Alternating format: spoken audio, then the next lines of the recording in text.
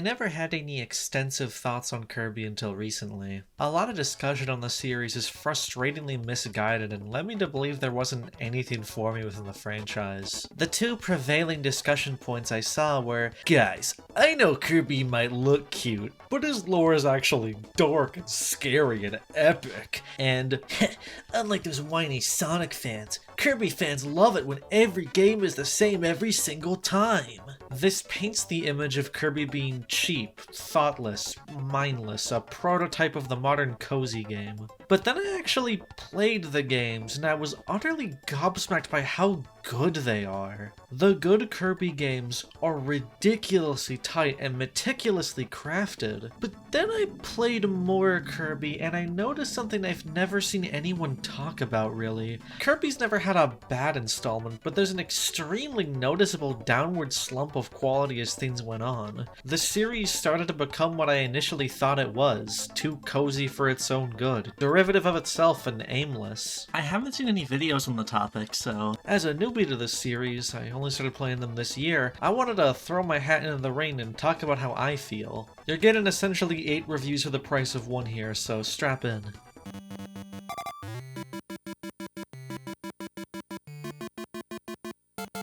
Kirby's Dream Land immediately set the standard for the series. Masahiro Sakurai is the director and creator of Kirby, and his whole shtick is making games that are accessible for casuals, but have enough depth to keep the hardcore audience satiated. Dreamland, despite being before he really codified his style, fucking nails this balance. It's essentially Baby's first Castlevania with a really unique attack system. Instead of a normal attack, you inhale, then spit out what you inhaled as a projectile. This creates a really unique dynamic that I haven't seen in another combat system, where you look at the screen and observe the enemies and objects and think of them as not just targets, but ammo. Screen size is tiny, so you're constantly fighting for real estate. You can easily beat the game in less than 30 minutes, but this allows them to pack a huge amount of charm and detail into it. I'm gonna kind of invent a vague philosophical term, and I kinda need you guys to roll with me on this and understand what I'm going for, but in action games like this, I often find myself judging them by the IPM ratio, or ideas per minute. And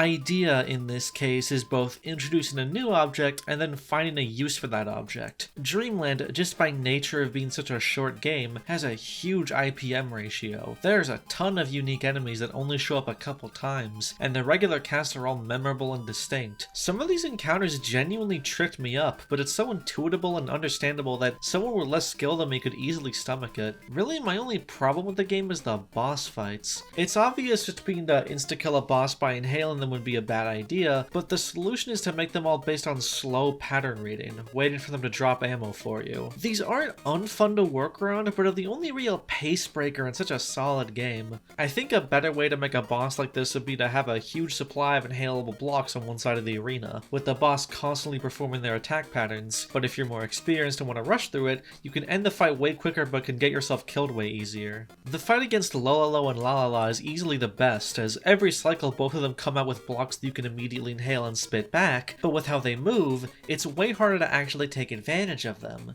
This room is kind of structured like a beat-em-up, as you have to constantly factor in verticality and position yourself in good ways to avoid being punished by either of the two. They can really easily put you in a checkmate state, which for the unaware is essentially at any point in a combat game like this when the enemy makes you take unavoidable damage because of a mistake that you made. It's easily the peak of the game and is the biggest validation of the mechanic of inhaling. And then you unlock extra mode and shit gets real. If you hate extra mode, I hate you. While most of the geometry is the same, enemy design and object placements have been changed to be way more difficult, and it is easily the most fun way to play the game. 1 or 2 parts are overly mean. Lololo dealing 3 damage in this mini-boss segment feels like just plain trolling, but this is easily my preferred way to play the game, and it's Sakurai's core philosophy in action. Dreamland is nothing groundbreaking, but it sets a strong foundation, and it would be perfectly iterated on in Kirby's Adventure.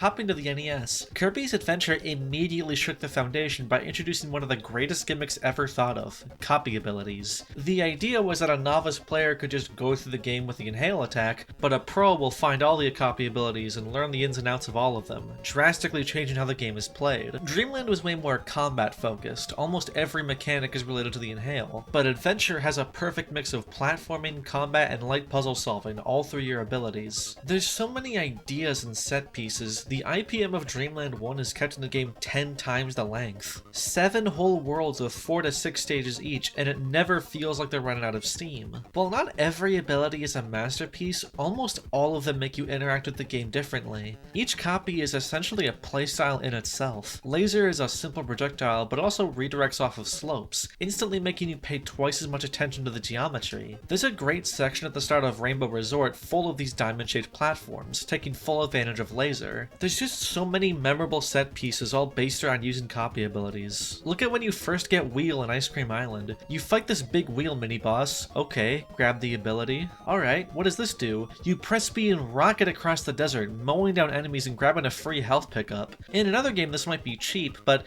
this is entirely within the main gameplay of copy abilities, and is just an introduction to Wheel, a genuine ability with strengths and weaknesses. You're fast and can mow down regular enemies, but you can't jump, and turning or hitting a wall makes you vulnerable, making it great for long horizontal screens, but bosses and vertical platforming kill it. There's another great Wheel screen later on in the game, where you have to outrun a bomb block, testing your mastery of the move with a vertically oriented screen full of little obstacles. High jump is the opposite, and is one of the most underrated abilities. You get a massive fast jump that acts like a hitbox, making it an unexpectedly great combat tool that's really fun to use, even if it's situational. Shout out to Backdrop, the grappler of the game. While you lose a direct attack and it makes bosses way harder because of it, you can now grab anything that you could inhale before and perform fucking wrestler moves on it. It instantly kills most enemies and fucking destroys bosses' health meters, but the close range of the grab and lack of immediate damage makes it balanced. There's some more quote-unquote boring abilities that are your main workhorses like Sword, Beam, and Fire, and they're all fun to use. While most of them are just a single attack, they do have different feels to them or unique applications to make for interesting scenarios. The aforementioned Sword and Beam are entirely different from Tornado, Cutter, and the rarest ability, UFO, but there's also a handful of abilities that kind of feel unnecessary. Freeze, Spark, and Needle are all, you have a hitbox that surrounds you. And do we really need both Fire and Fireball? Ice and Freeze? They're mostly fun to use, so it's not so bad, but some of these could easily be thrown away. But for a game like this, I do understand the quantity over quality argument. As long as there's a large amount of really bright and strong ones that get milked for all they're worth, having ones that are entirely usable but aren't as interesting is completely fine. If anything, it allows for the opportunity to purposely limit yourself with them. One copy ability I actually think is underutilized is Light. There's a few limited use abilities and they're fun to use as screen nukes, but they're not really elaborated upon. You just use Crash, get a headache from the flashing lights, the enemies die, and that's it. But Light especially feels completely useless. You use it once to turn the dark area bright and then that's it. You always get the light ability in the dark room, so there's no real challenge. Imagine a level designed around the idea of getting light at the beginning, and having to carry it partway through the level or even to the very end. Since pressing the attack button activates it, you can't inhale or use any other ability. You can only jump, use the air puff, and slide. This is the exact kind of challenge Kirby is made for, where for a casual player, they're either gonna waste the light ability early or completely ignore it, then play the level as usual. But the hardcore player takes the challenge, and suddenly there's a whole new way to engage with the level. You're essentially doing a pacifist run. If there's anything Adventure doesn't do that I'd enjoy seeing,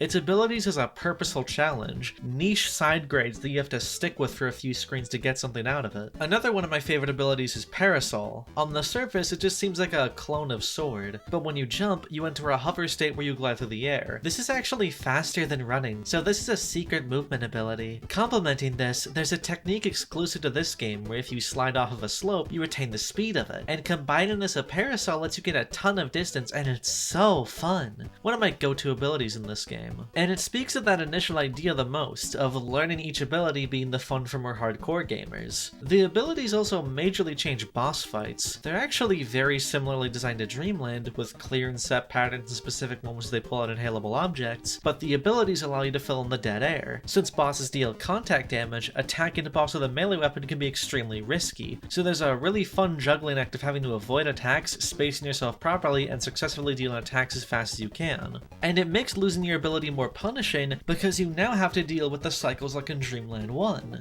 Easily one of the best bosses is Meta Knight, a swordsman that challenges you to an honorable duel, forcing you to use the sword in an epic 1v1. While you can take him out fast if you're especially careful, he has hard-hitting moves that can easily zone you out. I have legitimately never seen a platformer boss do this specific kind of footsies where they're moving just out of range of your attack, trying to bait you into dashing in and getting punished. It's a true blue rival battle in a way only copy abilities could pull off, and while Meta Knight fights have become a tradition in the series, I wish they did this more. Another trend this game starts, which we'll talk about later, is shmup segments, and this always feels super dumb to me because this should be a copy ability section. Like, instead of a mandatory shmup boss, what if I had to use a specific movement ability to fight a boss in an unconventional way? Or I had to duel a boss with an even more obtuse attack? There's a lot of potential here just not being utilized properly. Another interesting application of copy abilities is the final boss. It starts as a rematch against King Dedede, but the rug is pulled out from under you as you end up unleashing Nightmare. When I got to this phase, I was audibly disappointed, as for no fucking reason the game turns into a shmup.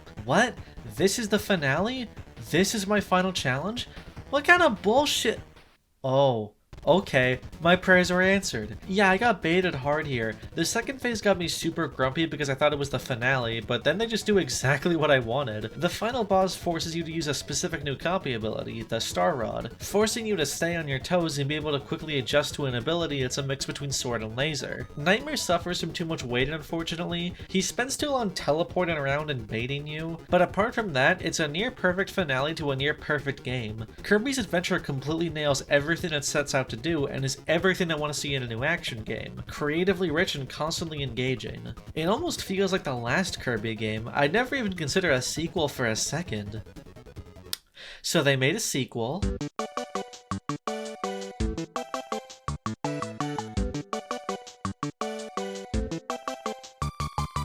While Kirby's Adventure introduced copy abilities and provided a neat combat platformer experience, Super Star went full into the idea of a platformer and beat-em-up hybrid, with more elaborate copy abilities and two-player co-op as a main feature. Adventure's levels are very one direction. Each room is either super horizontal or super vertical, and while rooms like that still exist, level design feels boxier, sprites are larger, you have less space to move around in, you're going up and down and all around, and that makes combat even more intimate and intense. Copy abilities have full command lists like a fighting game, the DNA of which would later form Super Smash Bros. I always think of Beam as the basic stock Kirby ability due to how Sakurai always places it at the start of his games, and even it has the regular move, a dash attack, a charge shot, a unique dash attack in the air, and a grab. Kirby also has cute hats.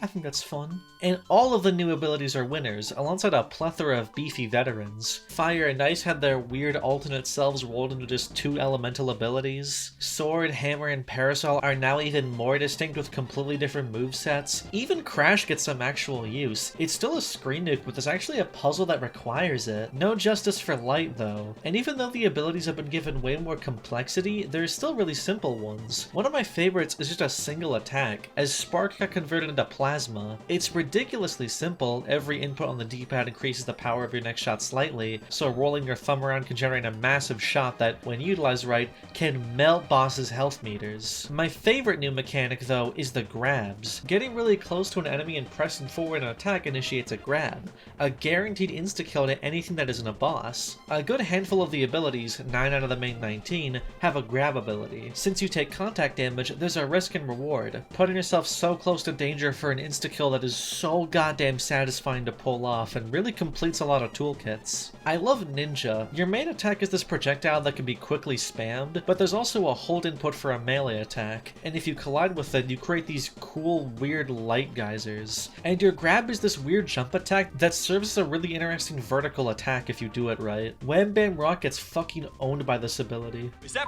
Blackface, dude? The only ability I don't really like here is Fire. Ice has enough of its own swag to feel distinct, but Fire just kind of feels like you're creating hitboxes of various sizes. With a super stock moveset of melee attack, dash attack, air attack. There's a couple neat unique moves, and it still interacts with cannons, but that feels like the only reason it needed to return. All is forgiven though, as they introduce my two favorite abilities in the series, Yo-Yo and Jet. It's really important that here especially, we talk about Kirby's aesthetics. Kirby is a mix of cute character designs doing childishly cool things. Kirby is a goofy little circle man, but he can break his own world in half a punch. He fights gods with swords and lasers. He can turn into a ninja and a wrestler and suplex you. This is all completely fine because Kirby is using this childish idea of cool as an accessory to the unique new gameplay mechanics. I am delighted to see such a goofy aura farming ability like Mirror, fucking shooting miniature mirrors out of a wand and split it into clones. It's stupid, but it's great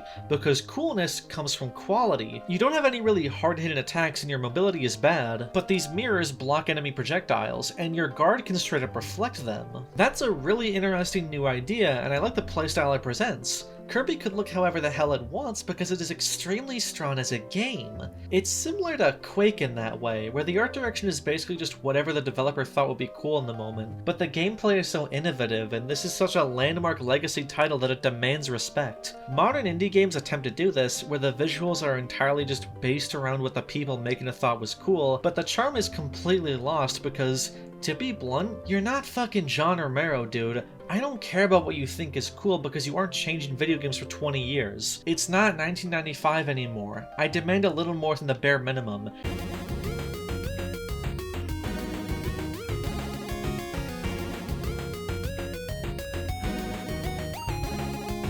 Yo-Yo and Jet are perfect examples of how Kirby utilizes this. Yo-Yo is just plain cool. You get a backwards cap, you can do a spin kick and whatever the hell this is. There's charge inputs in a baby platformer, but it also fills a niche that the other weapon abilities don't. It's a close range disjoint that's perfect for zoning bosses while still having good DPS. It's one of my go-tos because the range of attack is wider and taller than any other melee weapon, and being able to aim it up and down is great. It does things that no other ability can, but there's so many good choices it doesn't overshadow the others. If you want just close range damage and are willing to take the risk, Hammer's way better for you. If you want something long ranged, Cutter, Beam, Plasma, and Ninja are way better, but Yo-Yo is a perfect sweet spot that I like. Jet, meanwhile, is a sleeper hit. Yeah, sure, you get a fucking jet engine on your head and you can do ridiculous flying throws with it, but it's the kind of ability where when you master it, you realize it kind of has everything, like Parasol and Adventure. It's a short-range burst option when you tap the button, but holding it lets you charge the jet and launch yourself further, doing more damage. However, you can also store that charge for later and use it in other ways. Your flight is upgraded to using the jet engine and it's way better for platforming, but charging and then hovering gives you this vertical boost that's really strong and fun to use. You can also shoot out fireworks when it's fully charged, giving you a good ranged option,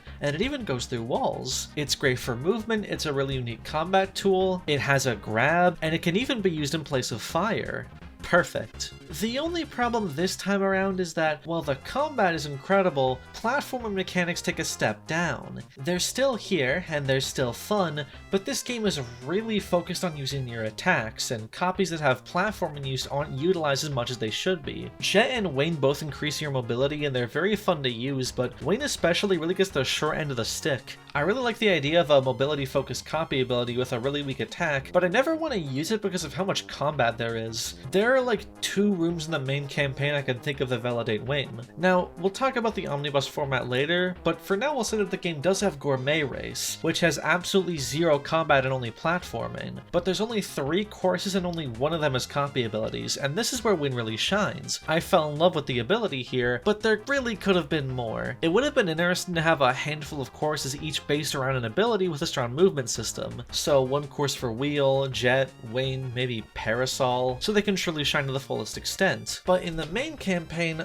I do kind of wonder if this was intentional. Like I said, Adventure's IPM scale was so fucking nuts that Sakurai might have just gotten every idea he could out of a 2D platformer and how copy abilities could apply to them, as these 2 games are absolutely toe-to-toe. I think they're equally incredible, and which one I prefer really depends on the day. This is definitely also due to the 2-player, something Sakurai talks about in his game design video, which is obviously huge and it's really fun. Combat games are one of the few action genres that feel genuinely better better with friends, you're allowed to split up and handle the crowds better, but if we got a version of this game with only one player that had even more interesting platforming mechanics, I think few would argue against that. Hell, I think you could have your cake and eat it too. I think most people wouldn't mind a slightly more chaotic two-player in exchange for an even better game overall. Also, for a combat game, the enemies are a bit too easy. There's a distinct cast that do everything you need in a game like this. Melee guys, ranged guys, big health guys, weird movement guys, those are all fine. Some of the most interesting enemies are ones that give you copy abilities, since they have the same power you do.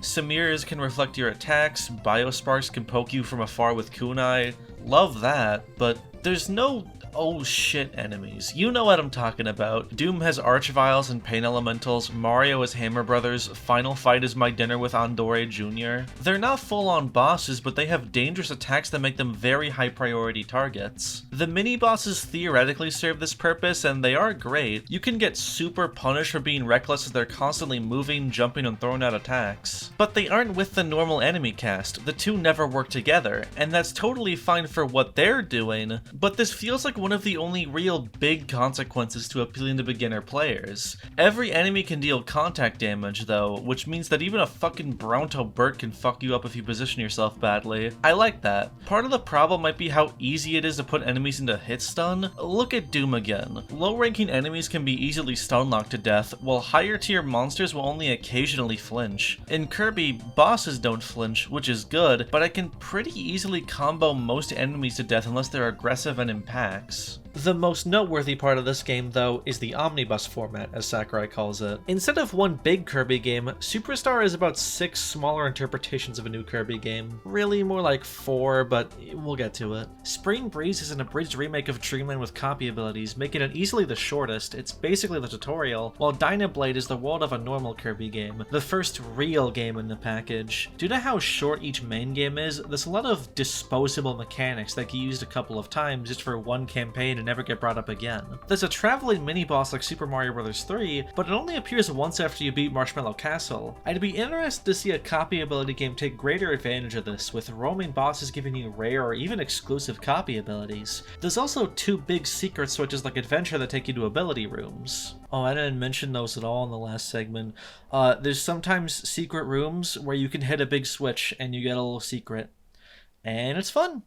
I like some of the puzzles. All of this combines to really make this feel like a small piece of a larger pie, but aside from what I just mentioned, there isn't really much else that can be done with these mechanics. There's only 4 levels and it's a really nice burst of fun. It's an interesting peek into what Superstar could have been, and I'm very glad the omnibus format was went for instead of 6 or 7 worlds of this. The simplicity in the small levels lead to really compact design. Marshmallow Castle is a huge highlight. Like, okay, this room here, the first one inside the castle, just a great example of how much is happening all the time without it being overwhelming. You run in, bit of empty space to take in the visuals, and there's a sword guy. Okay, and then there's an optional door with an encounter against the Meta Knights. And then you go out, cutter guy, another secret door to the right that contains ninja, the first time you'll be seeing this ability if you go in intended order, go up a ladder and you're ambushed by a bomb guy, immediately having to take care of him, then a mirror guy that if you use him right you can get the secret switch with, another sword guy, ladder, cutter guy, bomb guy. And depending on which ability I had, since I could have started the level with a few different ones or gotten Parasol or Beam from the starting room outside, or just grabbed any random ability from those guys, it could have felt entirely different. Only Superstar has this level of density, and it's perfect in not feeling overstimulating. This is one of the few times the game does the adventure thing of a room that feels inclined to a certain ability, as you get reintroduced to Wheel here, and in my favorite implementation of the helper system, you can actually ride your helper, and with only this method you can jump while using Wheel, and if your helper is controlled by a friend,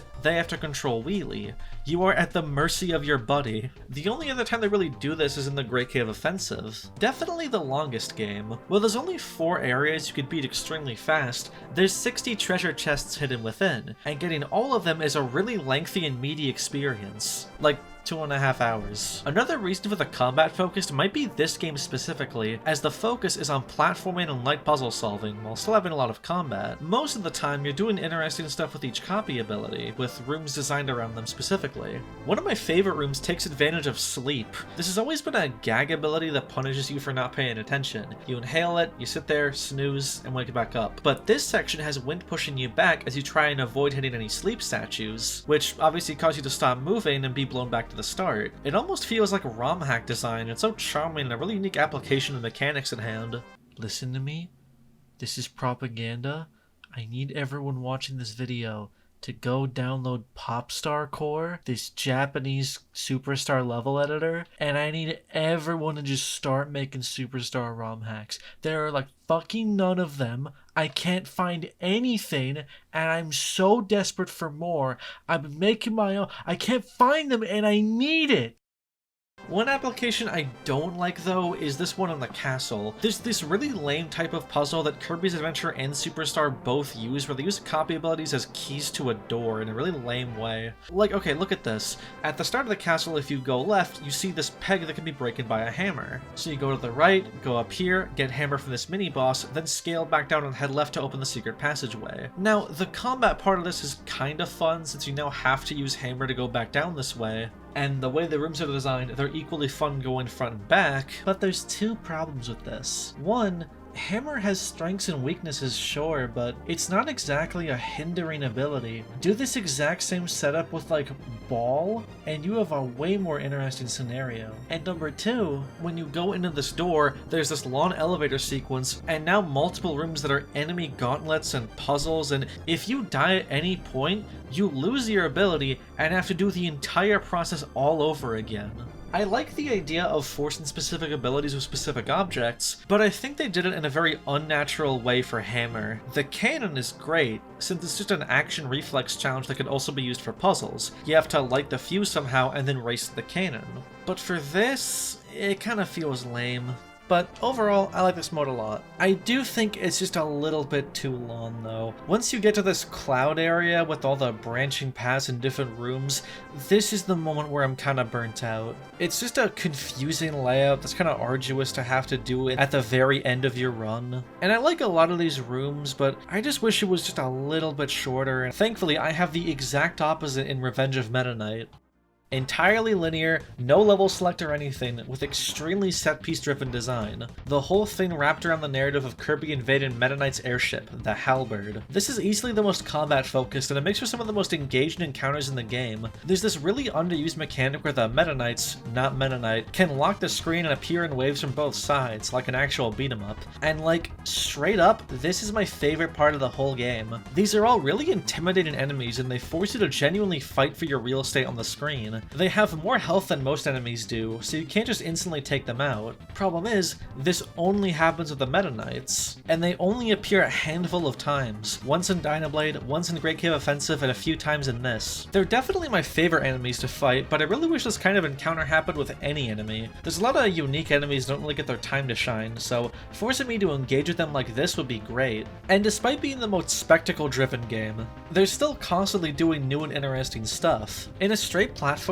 focusing on visual set pieces and narrative is a death sentence. Interesting platform mechanics and layouts are shafted for hype moments and oral, as the kids call it, and your entire mechanical identity is lost for a plot that's probably just okay. In a combat game though, by all fucking means. If your systems are done well enough, putting your enemies literally anywhere is bound to create instant engagement. Something I also find interesting is how each game has a different means of high score. Spring Breeze and Dynablade have just straight up points, and I think this is kind of a knock against them. Kirby's score systems have always been really boring. Even Mario has interesting score mechanics. So I don't really care about keeping track of my high score, especially when I can easily grind for them by respawning enemies. While Great Cave Offensive and Milky Way Wishes mark your score based on how many of the main collectible you found. Milky Way Wishes is pretty fun as well. It's based around getting deluxe copy abilities. Yeah, you can't absorb enemy abilities here. You have to find these statues and swap between them. So that's fine, you know, exploration focused. While Revenge of Meta Knight and Gourmet Race are based on time. And that I really like, especially for Revenge of Meta Knight. There's a bit too many cutscenes to make the timer feel really worth it, but it is really fun to try and beat your best time. Timers in combat games are very underused. Either way, highs and lows, what is here is a delicious mix of ideals, enough to bestow a genre title. Yeah, I'm gonna do the corny video essayist thing again of trying to make a new term happen, but I haven't seen anyone name the subgenre, so I think I should. Due to the platformer and beat 'em up mix, I dub Kirby Super Star a platform brawler, or plat brawler for short. It's essentially a plat fighter, but instead of contextualizing platform mechanics into PvP combat, it does it for PvE combat. It's so combat-brained, your final reward for beating the game is the arena. A full-on boss rush with limited healing, limited copy abilities, and all killer no filler, except they do make you fight some of the bad bosses again. Yeah, okay, I like the bosses in this game for the most part, but I think they rely a lot on cycle patterns in a way that's annoying. I don't mind it for fatty whales since they're so intimidating, but man, having to fight computer virus 3 times across the campaign and the fucking halberd reactor, oh my god, this boss fight is so fucking lame. Like, okay, with like computer virus and Wham Bam Rock and fucking like the other bosses that are still kind of reliant on cycle patterns, they're still fun. I like Dynablade. Dynablade is a, you know, cycle based boss that is mostly always vulnerable, so there's a interesting challenge about DPS, but man, this boss, you don't even attack it directly, you just wait around and dodge, and it's so fucking boring. Even the final boss, Marks, is alright, but there's just so much time that you spend just avoiding attacks and not being able to deal any damage. Like, oh, I'm dropping these cacti down. Again, most of the bosses are fine, but I just wish some of these were improved by making faster cycles or making them always vulnerable in a way that challenges your DPS output, like the mini-bosses. There's also the sub-games. This is kind of a trend you'll see later on where they start including 2 multiplayer mini-games in each game, and I'm gonna be honest, I don't really care about any of these. They're fun enough, but there's almost no replayability. You just kinda hit a button. Including 2 sub-games becomes a tradition after this game, and while some of the ones in future games are really fun, I always kind of wish they took all the dev time they spent on it and put it somewhere else. Literally just 1 extra copy ability or a boss or whatever would absolutely be worth a trade, but whatever, they're not bad. So overall, while Adventure and Superstar are amazing, there's still definitely places you can go. With some time and maybe a new director, they could lean even further into the strengths of both of the previous games and evolve the series into the absolute definitive Kirby experience. I've never seen anything truly like this plat brawler thing, so they can absolutely milk this new subgenre for all it's worth. They have no competition and all of the freedom. What they did instead is not evolve the series for over 20 fucking years!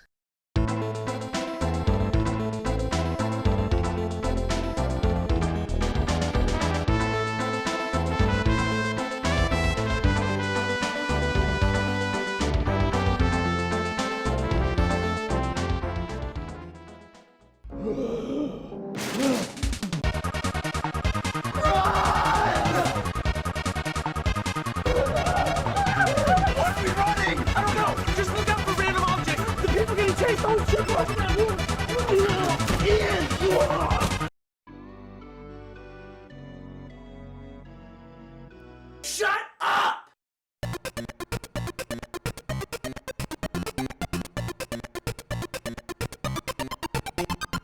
Between Adventure and Superstar, a level designer on both games, Shinichi Shimamura, would serve to make a direct sequel to Dreamland, returning the series to the Game Boy. I couldn't find a reason why, but my assumption is that because Kirby's Adventure sold notably less than Dreamland, while Sakurai was busy making the follow-up on the SNES, someone else would try and make Lightning Strike twice. Maybe Kirby is just a more beloved franchise on handhelds. I guess it ended up working, because Dreamland 2 sold nearly twice as much. This game stinks. Okay, so copy abilities return from Adventure, but there are only 7 here with no new abilities. All of them are reruns from Adventure, and they picked basically all of the worst ones. Cutter, Needle, Spark, Fire, these are easily my least used abilities, and unlike Super, there's no additions to their movesets. This instantly sets a bad precedent, as a large part of the appeal of Kirby is the experimentation of all the abilities you can get in the game, and learning to use them effectively. On my first playthrough, I'm a kid in a candy store, trying out all kinds of different abilities, and on replays, I learn how to master them and try to go for challenge runs of avoiding my go-tos and picking more obtuse ones. It's why Sakurai added them in the first place. The engagement for hardcore players is learning to use all them, but I've already learned to use these. This also means there's absolutely no experimentation in how those copy abilities can be used. You can't do any set pieces with fire in this game because Adventure did most of them, and Super later milked it completely dry. And to be blunt, abilities just feel bad here. Everything is slow and floaty, and level and enemy design aren't nearly as interesting. Even if I liked these abilities... Wait, I do like one ability, Parasol. It was one of my favorites in Adventure, and it just sucks here. I hate to use this word over and over, but it's just slow, and it feels like there's no real application for it. Let's do some objective comparisons. In the first level of Adventure, you are immediately given a Waddle Doo, allowing you to learn how copy abilities work, with a Waddle Dee and Bronto Bert being there to let you understand you use copy abilities on enemies. You walk a little bit forward and are shown a Sparky, who gives you Spark, and immediately after this formation that teaches you to float, you're hit with Hothead, who gives you Fire. In the very first room, you are given 3 copy abilities to play with plentiful enemies to try them on, with the next few rooms giving you a basic understanding of how levels are going to be laid out in this game, with easy to handle but still path blocking enemies that carefully let you handle the basics. There's even a secret area that gets you UFO. It's a perfect introduction and keeps all kinds of players engaged. In Dream 2, you have a Waddle Dee, Broom Guy, another Waddle Dee, keep walking forward, still just fucking random enemies that don't give you anything, still walking forward, another Waddle Dee, level design is boring as hell, still walking forward with no ability, optional door with Parasol. And then you keep walking forward. That was the level? These are actually a fairly equal length. Both levels only last a minute or two, but the density, the word I keep using, and I'm gonna keep using, I'm sorry, is lost. 1 copy ability compared to 4. And the next level, you just get Fire. In Adventure, you get Cutter, Sword, and Crash, along with being introduced to a ton of different mechanics. You instantly learn about the star blocks, Gordos, get introduced to more enemies like Cappy, your first Warp Star, your first mini-boss, and they're really carefully teaching you important lessons that you'll need later, like this Maxim Tomato hidden in this crevice with the star blocks. If you think it's unfair to compare a Game Boy game to an NES game, not only was Dream 1 better, it was also introducing concepts to you way faster. And frankly, while the Game Boy was limited in some ways, nothing was stopping it from delivering NES quality products. There's plenty of great action games on the Game Boy. And to be even more blunt, if you can't make your game fun on the Game Boy, either change the system or change the game. Hardware isn't an excuse, there are fun games on the Atari 2600. I'm gonna bring out the IPM scale again and say that Dream 2 is medically dead compared to the others we've talked about. But before you say it, yes, there is technically more abilities in the form of the animals. So the idea with Dream 2 is that, instead of having a bunch of brand new abilities, each rideable friend, Rick, Kine, and Koo, adds something to the base ability, marking the first use of ability combinations as a concept in this series. This is a tantalizing idea, and if you count each combination as a new ability, Dream 2 is over 25, more than Adventure or Super Star. And even then, both of those games have one use or flat out joke abilities like Crash and Sleep. Dream 2 has nothing like that. But then you realize, oh right, the abilities I'm fusing with are really flat and boring. I get the idea that they wanted to pick the more vague and extrapolatable abilities like Ice and Cutter, but while you could make that interesting, they don't really. More unique and cool abilities like Sword or Laser would have been way more interesting to see. So many games do the Fire, Ice, Thunder thing. Make more abstract abilities that could be utilized in combinations. Like what if there was an ability that was just Machine or Horror, and see how those apply to each animal. And then you realize that even aside from the base abilities being mostly boring, the actual combinations are also uninteresting. You get Cutter with Koo and you just shoot 3 projectiles. Literally every ability here is just for combat, and they're entirely binary actions. Comparing this to Adventure, while a lot of abilities were straightforward attacks like Hammer, Beam, and Cutter, there was also High Jump, Wheel, Ball, Tornado, UFO, abilities that, even if they had a combat purpose, were mostly about affecting the way you move through the screen. Dream 2 only thinks of abilities as attacks, and while that could work, the attacks aren't interesting and the enemies aren't either. What's more interesting to you? A laser shot that can reflect off of slopes, making you rethink geometry? Or, I make electricity come out of my mouth? And this could maybe work if the enemies were interesting, but they're just not. They just stand there and maybe do an attack. And then you realize that on a base level, these animals are just not compelling. Donkey Kong Country would do this concept in an infinitely better way. Every animal brings a core platforming idea that makes them feel distinct without sacrificing the flow of the game. Coo lets Kirby fly. Kind lets Kirby swim.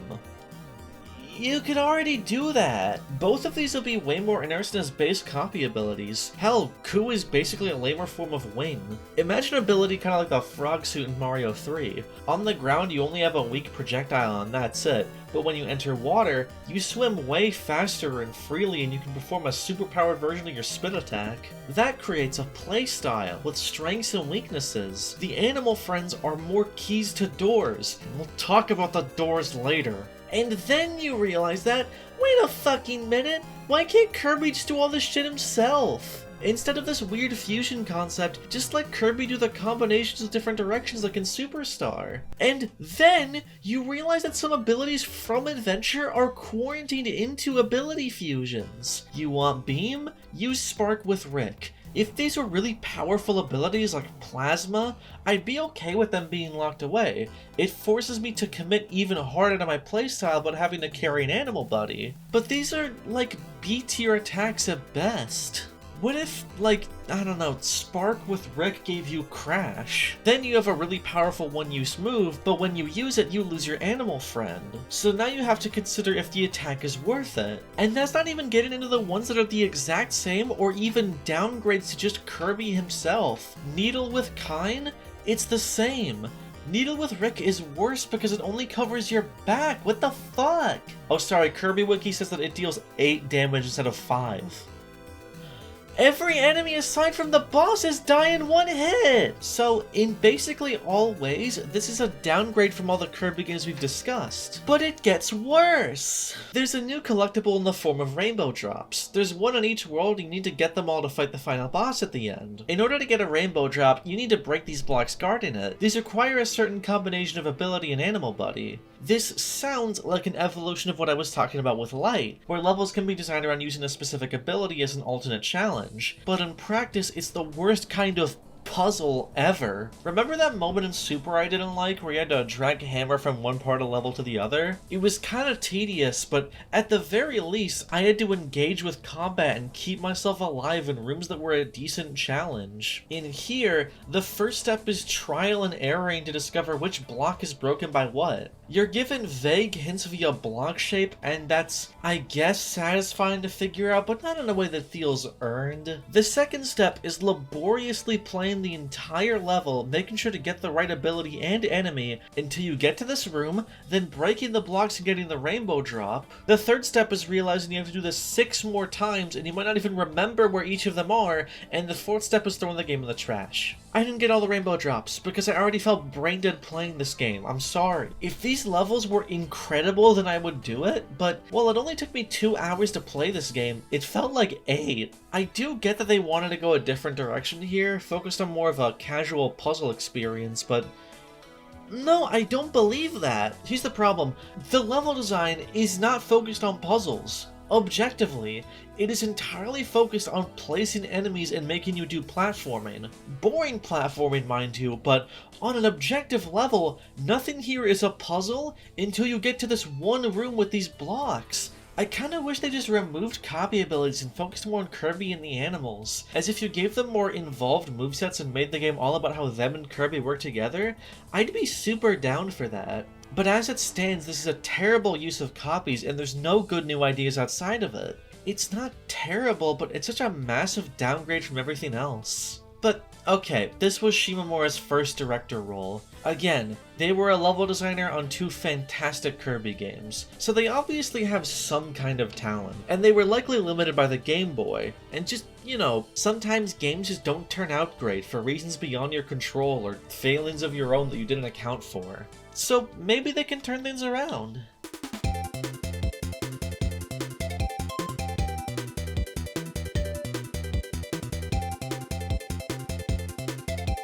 Alright, listen, I know this game is like a cult classic among Kirby fans, and I'm gonna be kind of negative towards it, so I just want everyone to know that if you like this game and you think my opinions are bad,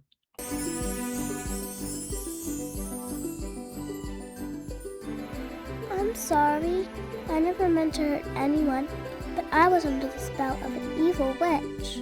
Released in 1990 goddamn 7 on the Super Nintendo, Dreamland 3 was one of the very last games on it. With an adorable crayon style and the power of the latest, second to latest technology, this could be a massive improvement, and it is, instead of rainbow drops, you're collecting heart stars. At the end of every level, there's a sad little man, and when you do something in the level, they're happy and you get the heart star. Unlike Dream 2, these aren't just done via blocks that require a combo, but instead require a certain objective within the level. For example, at the start of level 1, there are these flowers that you can step on. At the end, there's a sad flower of the same type, so naturally, the idea comes to you that you should avoid stepping on any of the flowers. Do this and you get the heart star. Okay, that's a good introduction. It perfectly sets up interesting invisible difficulty challenges. It's a great evolution of Sakurai's philosophy of pleasing newcomers and hardcore fans. So what kind of challenges can we expect from these systems?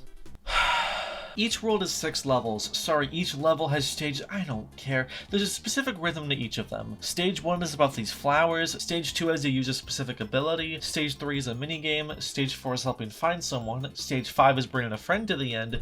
And Stage 6 is a bit of a wild card, but is generally either collecting something or carving something out in blocks. But really, there are 3 types of heart stars. An object within the level like the flowers, playing stupid unrelated minigames, or more ability block shit. It's not literally a block most of the time, but it's the same key to door interaction that just doesn't make anything fun. There's one set piece I like with Kine and Spark. This combination gives you a light bulb that lights up dark rooms, and you're given an easy introduction to it, but you're then put into an auto-scroller, so you have to use your light to see the door and then move in position quickly. That's a good action puzzle moment, and it's more than just key to door interaction. It's taking advantage of an ability with a specific room to challenge it in the same way that Adventure did. But then there's this section in the desert where you need to clean these floors. You clean this floor, enter another door, and then you clean the exact same floor with a single enemy. That's the entire objective. These are literally identical. This isn't smart game design. This is like paying fucking troll tolls. An example of a puzzle like this done right is in Kirby's Adventure. The cannon is a way better implementation of an object that interacts with copy abilities for multiple reasons. Any ability that produces fire can light this fuse, which then gives you limited time to run to the cannon. This means that sometimes the usage can be puzzly, and other times it's very reaction focused. In Orange Ocean, there's this puzzle where the fuse is underwater. You can't use copies in water, and fire's hitbox isn't big enough, so what do? Well, this other hidden room gives you laser, and it can also light fuses. But you can't shoot down, so what do? Oh, there's a slope above you. You hit the slope with the laser, set off the fuse, and jump into the cannon. Genuinely clever puzzle that took me a second. In Dream 3, the puzzles are the most monkey see, monkey do shit ever. It's Simon Says, it's pattern recognition. There's a stage that's supposed to be like a final exam, and it almost does that. It's stage 6 of the desert world. There's these branching paths, and each of them has an obstacle you can only clear with a certain friend or ability, with another path at the bottom giving you access to every ability and animal. On the surface, this does sound like an ultimate test of skill, but it's basic pattern recognition with a ton of downtime. Oh, I have to use coup. Okay, let me make a march of shame back to this room and get what I need. There's one puzzle I like here where you have to figure out how to get coup over this pit, and you decipher, oh, maybe I have to use parasol here, and it works. That's one puzzle I like. There's like 6 puzzles in this level. Remember that room in Marshmallow Castle? Remember all the tense encounters in Revenge of Meta Knight? I'm sure some might accuse me of cherry picking, but genuinely, I can pick so many rooms from all of Superstar that have constant shit happening. Like this outside portion of the halberd with the winds and the plasma wisps, or the spiky obstacle course in Half Moon and Milky Way Wishes, or the multiple fun auto-scrollers. And the thing is, Superstar isn't God. Like, you could absolutely improve on it in a lot of ways. Enemies can be threatening, but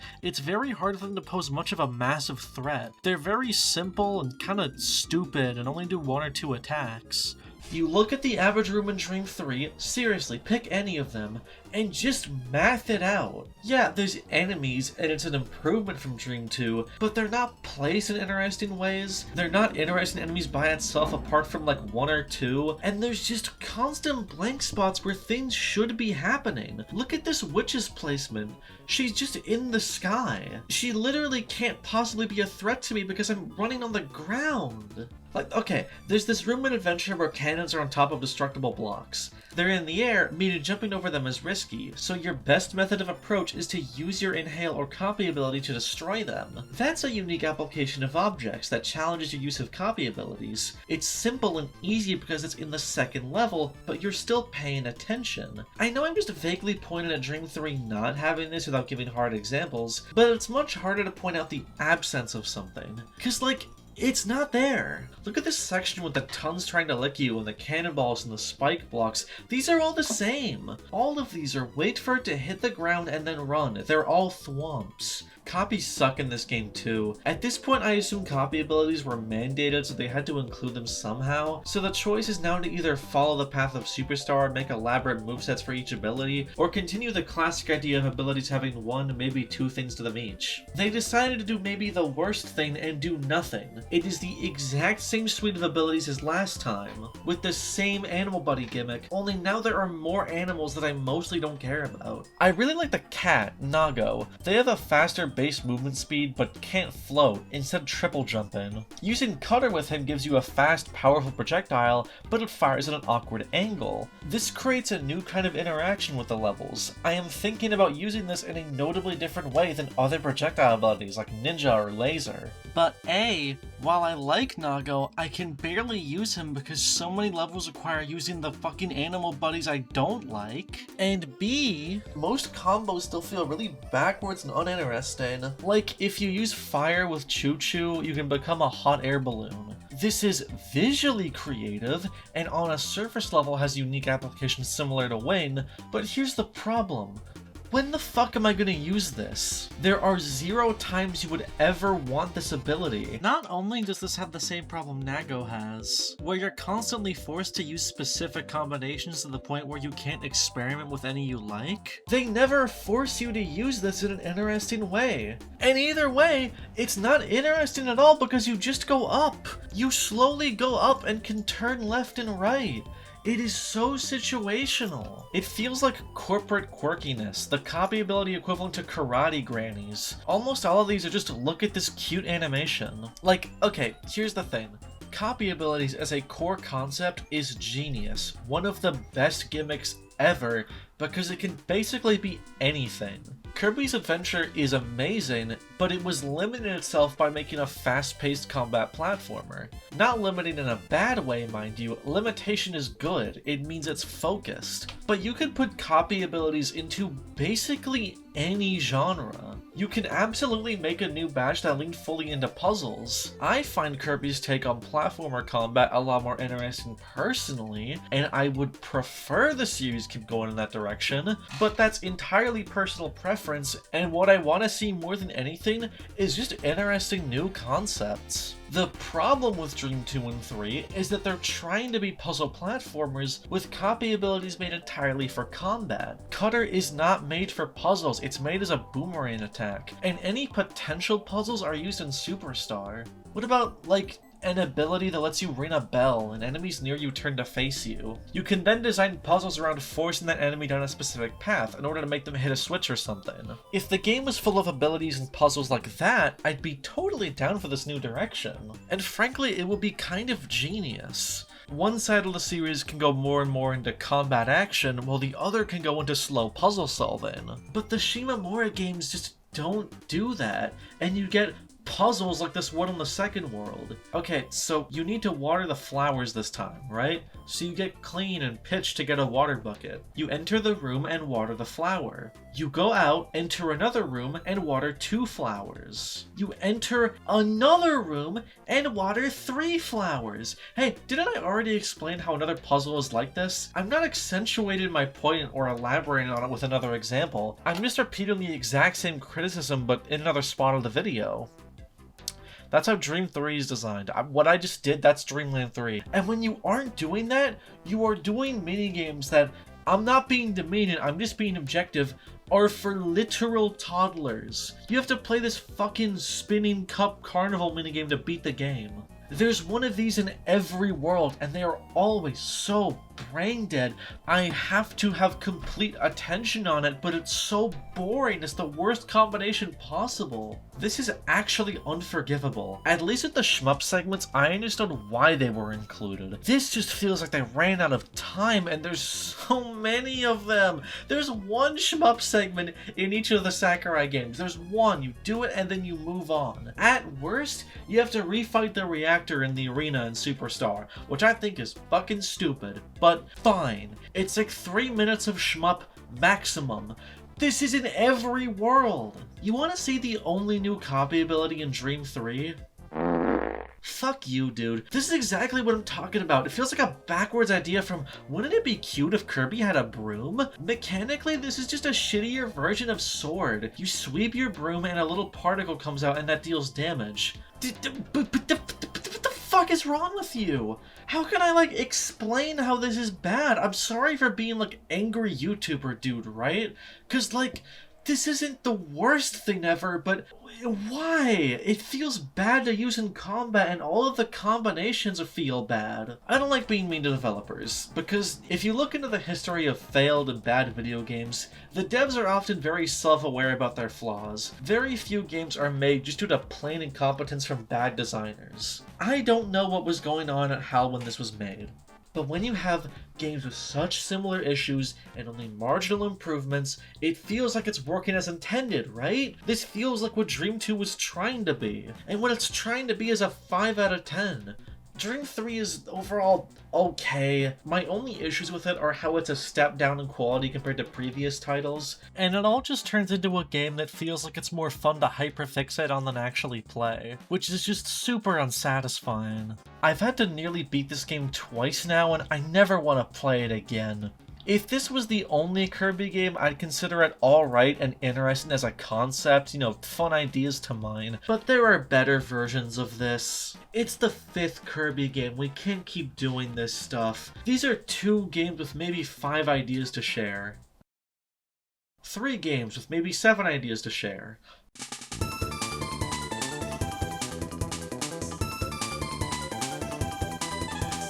You know what? That was too mean. Kirby 64 is a good game. It's a major improvement over the Dark Matter trilogy. The animal friends are removed entirely and are instead replaced with a genuinely interesting new feature, ability combos. Now when you absorb an enemy, you can then spin out that ability again onto another ability to create a combo. Experimenting with every combination and seeing what each of them do is genuinely fun and interesting, and there's a fuck ton of unique ones. It's no longer, well, if you have clean and also the fish, then you can do this. No! You combine bomb and cutter and get an exploding shuriken. The boring base ability roster, while unfortunate still, is actually somewhat validated when the name of the game is putting them together. Fire and cutter gets you a fucking flaming sword that can be swung and thrown around. It's massive and can do crazy damage, but requires you to wield it, preventing you from hovering while holding it. That's like a genuinely interesting idea of a super powerful attack that nerfs your movement somehow. Stone and Spark gives you this ridiculous electrically powered boulder that smashes the shit out of things. It's super strong but can't be controlled in any way, meaning that while it can destroy all the enemies in a room, it can also leave you completely vulnerable as you have no method of attack while this is happening. You only rely on a random hopping boulder. You can also double dip on each ability to make them crazy. Get 2 fires and you turn into a fucking phoenix that barrels through everything.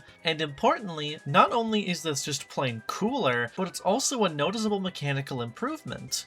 You are in control of what fusions to get and when, instead of the game always railroading you. It's an even greater level of freedom than other Kirby games, as you can keep a single ability from one level and fuse it with one at a different level. It really feels like they learned their lessons, and most abilities are no longer look at the cute animation. And old abilities are no longer locked behind combos. These are all brand new. No repeats aside from the base abilities. And honestly, while a few are absolute duds I wish were traded for more unique movement abilities, I actually don't miss the old roster anymore. During a hectic auto-scroller, I made the risky decision of wasting time trying to get double fire to make escape in it easier, but it was very close to killing me for that. I just barely managed to do it. Nothing like that moment of decision making existed in Shimamura's previous games. Hell, arguably Sakurai's games, since having to do a specific fusion made it even more challenging. And unlike previous takes on a per stage collectible, the crystal shards here are more like star coins. There's 2 in each level, and how hidden away they are depends on the room. Sometimes they're out in the open, with some kind of mechanic in the level being required to gain it, and sometimes you need a certain combination of ability to break a block. Seriously? We're still on this? Okay, well, thankfully the crystal shards are generally easier to get and way less mind-numbing, but they still feel like pedestrian action game design, where you just have collectibles for collectibles' sake. They at least reward spatial awareness this time around, instead of just annoying busy work, but it still feels like a strange thing to make your primary incentive in a Kirby game. Just on the N64, Ocarina of Time is a lot better at testing your comprehension skills, and that's not like the smartest, biggest brain puzzle game ever made. And while I do like this game, the absolute bottom of the barrel example of Kirby design is in this game, and it's these sequences with your friends. I have been goddamn obsessed with these segments where you sled with Waddle Dee for months now. Like, look at this. Why isn't this wheel? You have a dedicated copy ability that is based around high-speed reactionary movement. You could so easily turn one of the ability combos into a variation of wheel. Like, I don't know, fire and spark gives you a makeshift motorcycle or some shit. But instead we have this utterly asinine, joyless moment of dissociating while occasionally pressing A, and it happens 3 times! Donkey Kong Country gets away with this because it's about athleticism. It recontextualizes your jump ability by taking your control of the level speed away. It's intense. It's constantly doing shit. It's threatening. It's fun. Kirby isn't about jumping, and Kirby should literally never have variety segments. Kirby is the variety segment. His main ability is producing variety segments. Any one of these you could think of just should be a copy ability. Don't do this. And that's kind of it for this game. Kirby 64 is good, but it's just hard to talk about. There's not much to it. The visual translation to 3D with all the cool coloring and weird 3D goobers is great, but I hope you guys don't mind if I just kind of skip this one. Level design is decent but hard to comment on. There is a lot of I'm just walking to the right, but stuff is happening more so than in Dreamland 2 and 3, which is kind of embarrassing to say for those games. Like, I don't know, this game just feels chemically designed to be perfect for Let's Plays. Like, it's engaging enough, but there's enough empty space to where you can just shoot the shit and barely miss anything. Bro, we have to stop Ajit Pai.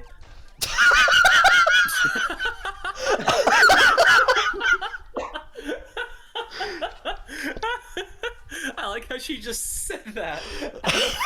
It skirts the line of being good enough that I call it an R8 game. Pure middle of the road. But overall, Shimamura's work as a director will be mostly a failure. I mean, the game sold decently and people generally remember them fondly, but these are absolute steps backward in the direction for Kirby. With Sakurai hard at work on its new series, Dragon King the fighting game, which would eventually become Super Smash Bros., and Shimamura seemingly falling off the face of the earth after 64 wrapped up.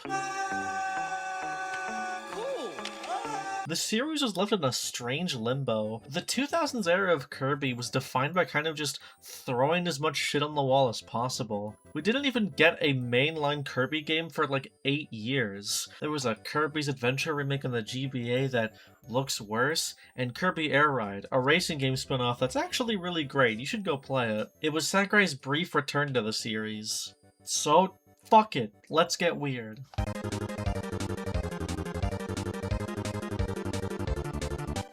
This game just feels like a bizarre outlier. I guess there was a push to try and focus more on the narrative and cosmic horror undertones, but it just turns Kirby into a walking sim.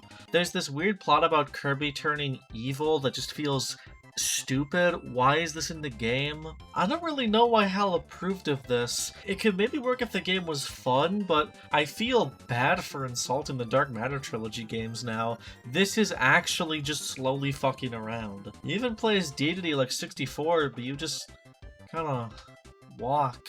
And then he dies? What the fuck? This is like a weird shitty Halloween special. This really could only come out of a directionless franchise trying to find a new shtick, but it's also evidently made on the cheap since almost all the assets are taken from previous games. What the hell happened to Waddle Doo's walk animation? Why is he walking with a limp? Why does Kirby get scary teeth? If this was like a free unofficial creepypasta fan game, I'd be totally fine with it, it's inoffensive, but as an official product, I beat this in like 8 minutes. If I paid full price for this back in the day, I would have smashed the cartridge. Yeah, this is the biggest easy skip of the fucking video. Okay, so bust, but what else was Kirby doing? There was an utterly bizarre pseudo-Metroidvania in Amazing Mirror, which I'd like to play someday. It's so outside of the wheelhouse of this video that I don't really feel like covering it, but you know, maybe in a future video, I don't know. We wouldn't really get any substantial new content until a Kirby game for GameCube was shown off at E3 2005. The whole shtick was 4-player co-op with 3 helpers this time, and while it's hard to really tell,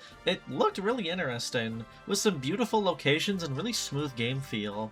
Deity was gonna get a giant robot, but at the same time, it kinda seemed like just another Kirby game. I'm sure they would have found something if development kept trucking along, but almost every ability is one from Super Star, and there's only 2 new ones. Clean, a revamp of the move from Dreamland 3, and Water, which did actually look really fun, but that's mostly repeats. The game was supposedly, and I cannot stress this enough, I cannot find much info on this, supposedly cancelled due to the challenge of having to design a 4-player Kirby game. Makes total sense, but I also kind of wonder if Sakurai was just out of ideas by this point. He was gonna direct this one, but moved on to Brawl and Kid Icarus Uprising. I don't blame him, and frankly, Superstar was such near perfection that I'm okay with the series ending here if someone else carries the flame. The only traditional Kirby game I really got was Squeak Squad. While Squeak Squad doesn't reach the peak of the series still, this is more in line with what I'm looking for. This is very much in the style of Kirby's Adventure, keeping the simplistic abilities and level-by-level structure, but with a decent chunk of new ideas. No more ability combos, we're back to straight-on abilities, and there is an unfortunately pathetic 3 new abilities this time, but this is on top of bringing back a huge swath of ones from previous games, including Magic, a weird one-off from Amazing Mirror that is now turned into a full moveset that's actually really fun. And you know what? Those new abilities?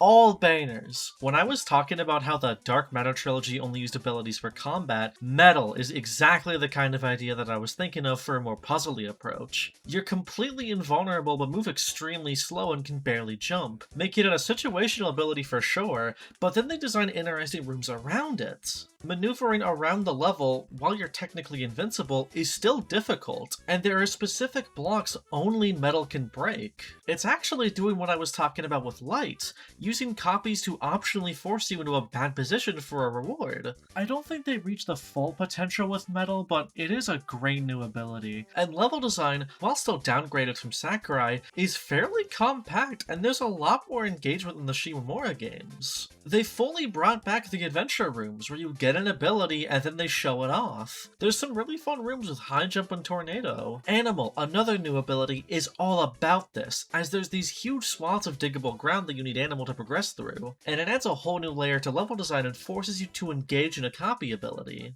The big new mechanics this time around are your stomach and the treasure chests. Because this is a DS game, you have a big yummy tummy and your bottom screen full of goodies. Certain objects are inside of bubbles, and touching them puts them in your stomach, to which you can then touch them with your fancy stylus to use them. This lets you store abilities, healing items, and mini Kirbys that can be mixed into a 1-up. The treasure chests, meanwhile, are a super fresh take on the crystal shards. There's anywhere from 1 to 3 of them in each level, and each of them give a certain kind of reward. They could be a new spray can to change Kirby's color palette, entrances to secret levels, health upgrades, or even ability scrolls, new moves for your abilities that you have to find to use. However, and this is the fun part, each chest takes up a slot in your stomach. You are constantly micromanaging what's inside. Do you hold onto your mini Kirbys in hopes of brewing a 1-up? Do you keep an ability you really like to save it for a boss fight? You can even find stars to combine together to make a giant projectile to shoot out. But you have to always be thinking about those chests. Sure, they might contain something lame, but they might also contain something extremely tangibly enticing. I 100% of this game on my first playthrough just because I was so desperate to find every single one. Not for the sake of collecting them, but because I wanted to see what was inside every last one. Oh, and Bubble! Bubble is a perfect new copy ability. It's entirely based around the stomach mechanics unique to this game. You attack enemies and they turn into items that go into your stomach as opposed to a traditional swallow. This can easily blow your inventory and bite you in the long run if you are managing well, as you can't manage your stomach while the game is paused, so you often have to swap them around mid-fight. But it can also nab you a lot of really fun goodies and give you full control on what you want to store. And very importantly, when you activate it and you have the ability in use, there is no way to swap and swap back. You have to commit to your choice. Now, while this is a fun mechanic, it's unfortunately locked behind being a Kirby game, so the game is not nearly hard enough. I don't want to sound like I only care about hard games and easy game design is bad game design, but specifically for an action game like this, if you're going to have an inventory system, you gotta make the game more difficult to make it so I actually have to fucking use these. Because otherwise, I can very easily just get a bunch of abilities I like, or get a bunch of food, and just not have to worry about the difficulty of the game for most of the run. The chests absolutely help with this. They force you to manage your inventory in an interesting way, but I really wish the enemies were more aggressive and hit harder. Then carrying around healing items would feel way more substantial. But I did engage with the stomach mechanic entirely just because it was compelling. It was really fun to strategize and make decisions, even if I didn't really need to. So while it does hold the game back, it doesn't ruin it. Kirby also just feels really good to control here, like maybe the best so far. Although unfortunately, see, the titular Squeak Squad are a new gang of mini-bosses that appear, and there's a lot of really fun scenarios with them, but they're really easy to take care of. They're some of the only Kirby bosses that can be the victim of fucking infinites. This should not be in the game. Mini-bosses in earlier Kirby games are more threatening, but there's enough good set pieces based around them that it doesn't break the game. Very often you have to race them to a treasure chest instead of fighting them directly, and I like that. It still feels like a big breath of fresh air. It kept me engaged the entire time, even if it is rough. So I really like this game. Don't love it on the level of the best, but it's pretty solid. But I'm gonna be honest, if this is your best game since Super, that's fucking depressing. And after this, Kirby would still be in a weird drought. That is, until late 2011, when we got a big new Kirby game for the Nintendo Wii. Return to Dreamland was the first one directed by Shinya Kumazaki, who initially got their start as a course designer for Kirby Air Ride. Alright, this guy demands respect, that game rules. His first directorial position was on Superstar Ultra, a remake of Superstar for the DS. The visuals are a big downgrade and the music and sound are notably weird due to being converted from SNES to DS, so I don't really click with it as much, but damn, the new modes are fantastic and feel like proper additions to Super. There's an homage to Dreamland's Extra mode with Revenge of the King, and Helper to Hero and Meta Nightmare are just perfect new modes. Being able to play as the Helpers myself at a miniature boss rush is super fun, and Meta Knight having this huge elaborate moveset with a point system to give himself buffs is sick as hell. It's a great New Game Plus mode. On a pure mechanical level, this is just objectively the hands down definitive way to play Superstar, apart from a couple weird minor inconsistencies. It just isn't home, unfortunately, so I'm always going to stick to the original. So, the idea of this new era of Kirby is to bring the best of the series together, get a more ideal platforming combat mix like Kirby's Adventure, but keep abilities with complex move lists like Superstar. And this has a lot of potential. I obviously praise Super a lot, but one of the only issues was that its focus on combat and two-player forced a lot of abilities to obsolescence or outright removal. If they iterate on the combat encounters of Superstar, but keep introducing platforming mechanics like Adventure, you could potentially create the definitive Kirby experience. But this isn't really what Return is. In actuality, it's way more closer to a mix of Adventure and the Shimamura games. Oh. Okay, let's start with abilities. We're back to the movelets of Superstar, with mostly returning ones, and a pathetic 4 new copy abilities. Squeak Squad only having 3 new ones was embarrassing, but this was the only return of so many abilities from Adventure, and they got a lot out of them, so while it is still a detriment to the game, I don't think it was that bad. But they're reintroducing a fuck ton of the same ones again. Now, to be fair, there are a decent amount of reworks, stuff like Needle returns with a more complicated moveset, but they did maybe the worst approach. Copies here have been homogenized by a lot. So many of them feel interchangeable now, as a ton of moves have been added on to pre-existing abilities. Sword is Fighter's Uppercut, Parasol and Hammer are given the same down attack. Ninja stole that unique yo-yo input for a move that isn't nearly as good. This is super situational, why is this a move? And I swear to god, like, half of the roster is charge attacks now. Like, so many that it feels specifically designed to piss me off. Beam and Jet were unique for having charge moves. Why did you give them to Sword, Cutter, Fighter, and High Jump? Fucking High Jump? It doesn't even make you jump farther, you just have a larger hitbox. And the new abilities, all they really boil down to is just, I can create a hitbox upward, create a hitbox in the air. I get the holy shit 2 cakes argument, but I think that's extremely surface level and just a complete misunderstanding of Kirby's mechanics. I was able to argue that for Adventure because there were only a couple that were too similar, and like I said there, they were only additions to a massively varied cast. In Super, something Sakurai was very good at was applying different button weights, essentially trying different applications of input with a single attack button. Ninja's projectile is tiny and fast, you mash the button to fire more of it, with a close range hold input that does a lot of damage but is risky, so you're balancing between quick taps and committal holds, alongside a reactionary grab move. Jet is powerful the longer you hold the button, so there's a hold and a big release, added onto by an additional press at the end and being able to store the charge for later. Bomb has to first be deployed with a single input, then thrown with another input, with you able to either tap to chunk it forward or, again, hold and release to influence the trajectory. Fighter is a basic damage dealer but has 2 different moves for a lot of its inputs based on if you tap or hold the button. I can go on, but the point is that if you just read out the list of raw inputs, you'd be able to tell the difference between these. Remember when I talked about how Fire was my least favorite because it felt like directionless, gimmickless hitboxes? That's the blueprint for the series now. Like, Spear and Whip have a couple new ideas, but really just feel like yo-yo again. Spear is alright, there's an arced projectile and a cool helicopter move. There are nuances that make both of these feel distinct, but they don't feel like real new playstyles. Whip has this super underutilized mechanic of being able to do long-ranged grabs. And if that was the whole name of the game, whipping enemies to grab them and throw them, that'd be fucking awesome. It's kind of like having a cargo throw in Smash. But no, you just use it like Sword. And since enemies die in one hit again, you can't even balance out how much damage is dealt. Water is one I really want to like because it almost nails it. You have buffed movement in the form of a different run and a dash attack, but instead of an interesting trade-off where maybe you have a weaker attack in exchange for this, you can just do fucking everything.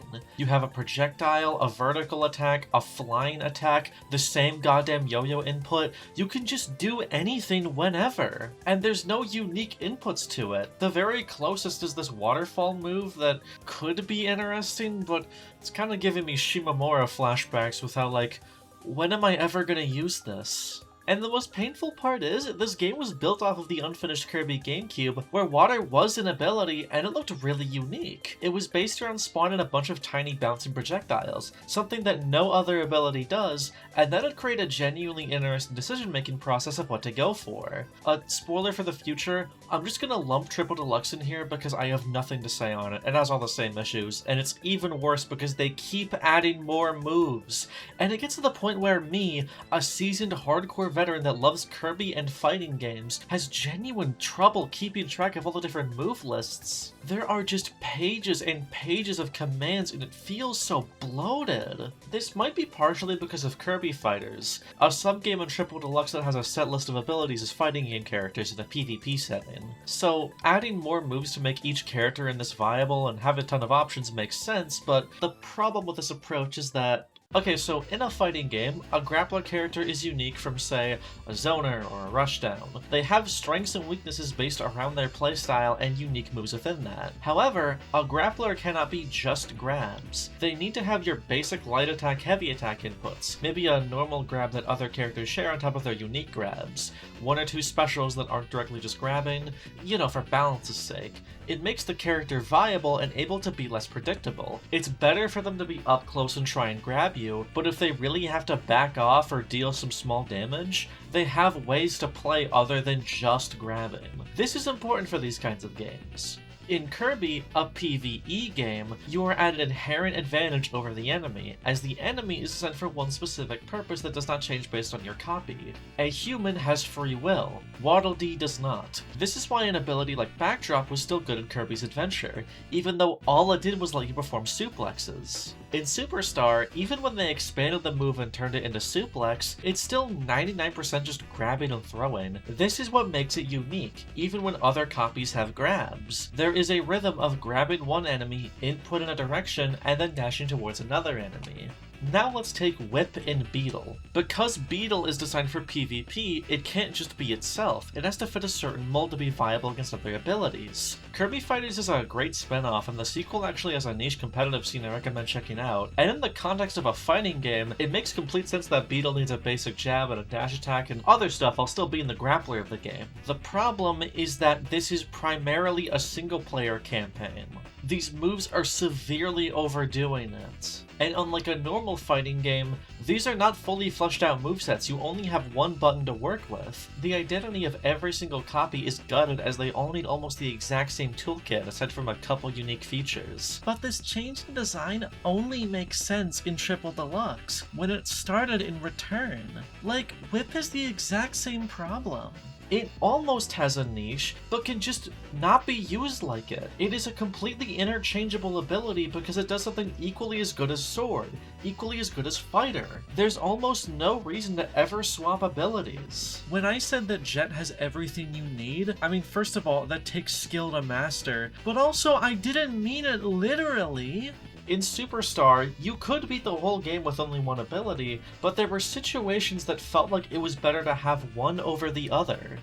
Okay, this is unscripted. I was doing research for this bit by checking the Kirby wiki and looking at some various ability shit, and I found out that the Switch re-release of this game has 2 new abilities, and this is Mecha. And I need you guys to watch this with me.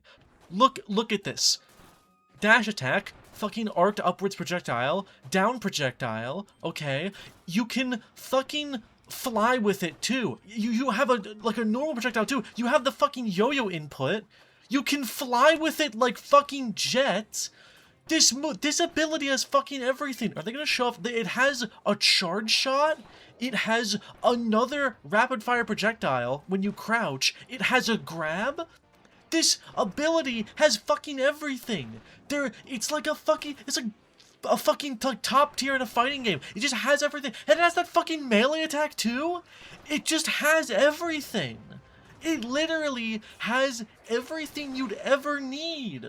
What the fuck is wrong with these designers? I'm sorry if I'm repeating myself, but I really need to drive this point home because for some reason people just don't understand the problem with this at all. I've talked about this so much to people, but just don't understand the problem with this. Having almost no new abilities, and the new ones feel like cheap rehashes, makes copy abilities completely unexciting. We're being fed the same puzzles we've had with Cutter for the last 15 years. It makes me disinterested in copy abilities entirely, which ruins the whole initial point of them, where hardcore players stay entertained through the experience by learning the nuances of every single ability. Here, there is no nuance, because every peg fits in the square hole. This is entirely speculative speculation, but I wonder if the change in direction was wanting beginner players to also be able to enjoy every copy ability, making them all samey and just basing the decision off which one you think is cuter makes them a lot more inviting. But the problem with that is acting like copy abilities are completely unapproachable. Yeah, in Adventure especially, some are strangier and riskier, but the beginner, at worst, is gonna go, that one sucks, and not use it anymore, and then move on to one they like. But it feels completely backwards to sacrifice so much engagement to share my toys, when most copy abilities are entirely understandable and fun to use even as a babu.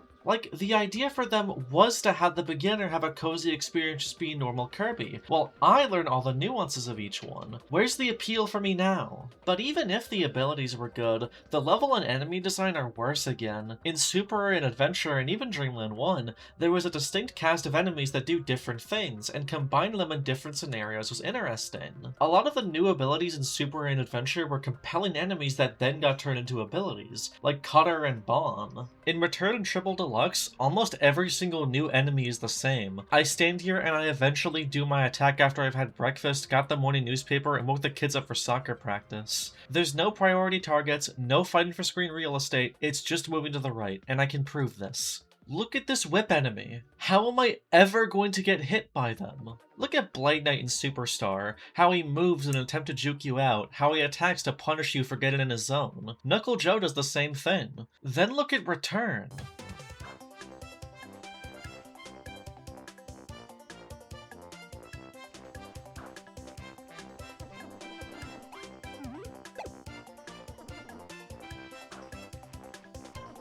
Like, I don't need to say anything, right? You can just look at this. It really feels like a response to the stigma around classic combat game design. This idea that an enemy needs an overly long Dark Soulsian tell or else it's bad enemy design. But if we're at the point where fucking Superstar enemies are considered too hard, maybe we should just stop making video games. Part of it is also the camera. This is the first Kirby game in widescreen, and Sakurai specifically made the HUDs huge in his Kirby games to give you less screen space to move around in. A waddle-doo means nothing to me when they're slower, take more time to attack, and can't possibly pressure me because I have way too much space to move around in. Now, I know what some people are gonna say. Why does everything have to appeal to you? Why can't Kirby just be a silly little casual combat game? And in a bubble, I actually agree. Not every game should be made for me specifically. This is an artist's expression. They can appeal to whoever they want. But number one, Kirby from the start has always been marketed as a game for both beginners and the hardcore. This was Sakurai's philosophy, this is what they're trying to capture. Number two, my argument has never been that Kirby isn't what I want it to be, it's that I think games like Dreamland 3 are just badly designed. I've been very open that what I want to see most is the platform brawler stuff Superstar was doing, but if they want to go back to adventure, if they want to try a puzzle platformer, as long as we get something intellectually stimulating, I am completely fine. And if they really lean into something that's just not my style, but still seems perfectly well designed, I'm just not going to play it. It's fine. I don't need to play every game. But number three, if you can have Kirby, if I'm not allowed to enjoy him anymore, where's my game? Where's the hardcore platform brawler that focuses on what I like about Kirby? I don't get what I want, but you do. Because you have everything. Your audience has everything, and they cater to you! They change the rules for you to make you win more often! Oh, it's not good enough! Let's make Kirby play like Knack! Oh, it's not good enough! Let's make Sonic his power fantasies to fucking play themselves! Oh, it's not good enough! Let's make 3D Mario move completely overpowered! Oh, it's not good enough! Let's give them fucking everything they need! And there are some cool games designed like that, of course. And before any of you say that I'm too negative, I like Teen Titans Go, Clarence, Sonic and the Secret Rings, Wacky Game Jokes for Kids, 3 episodes of Sanjay and Craig, and Overwatch 2.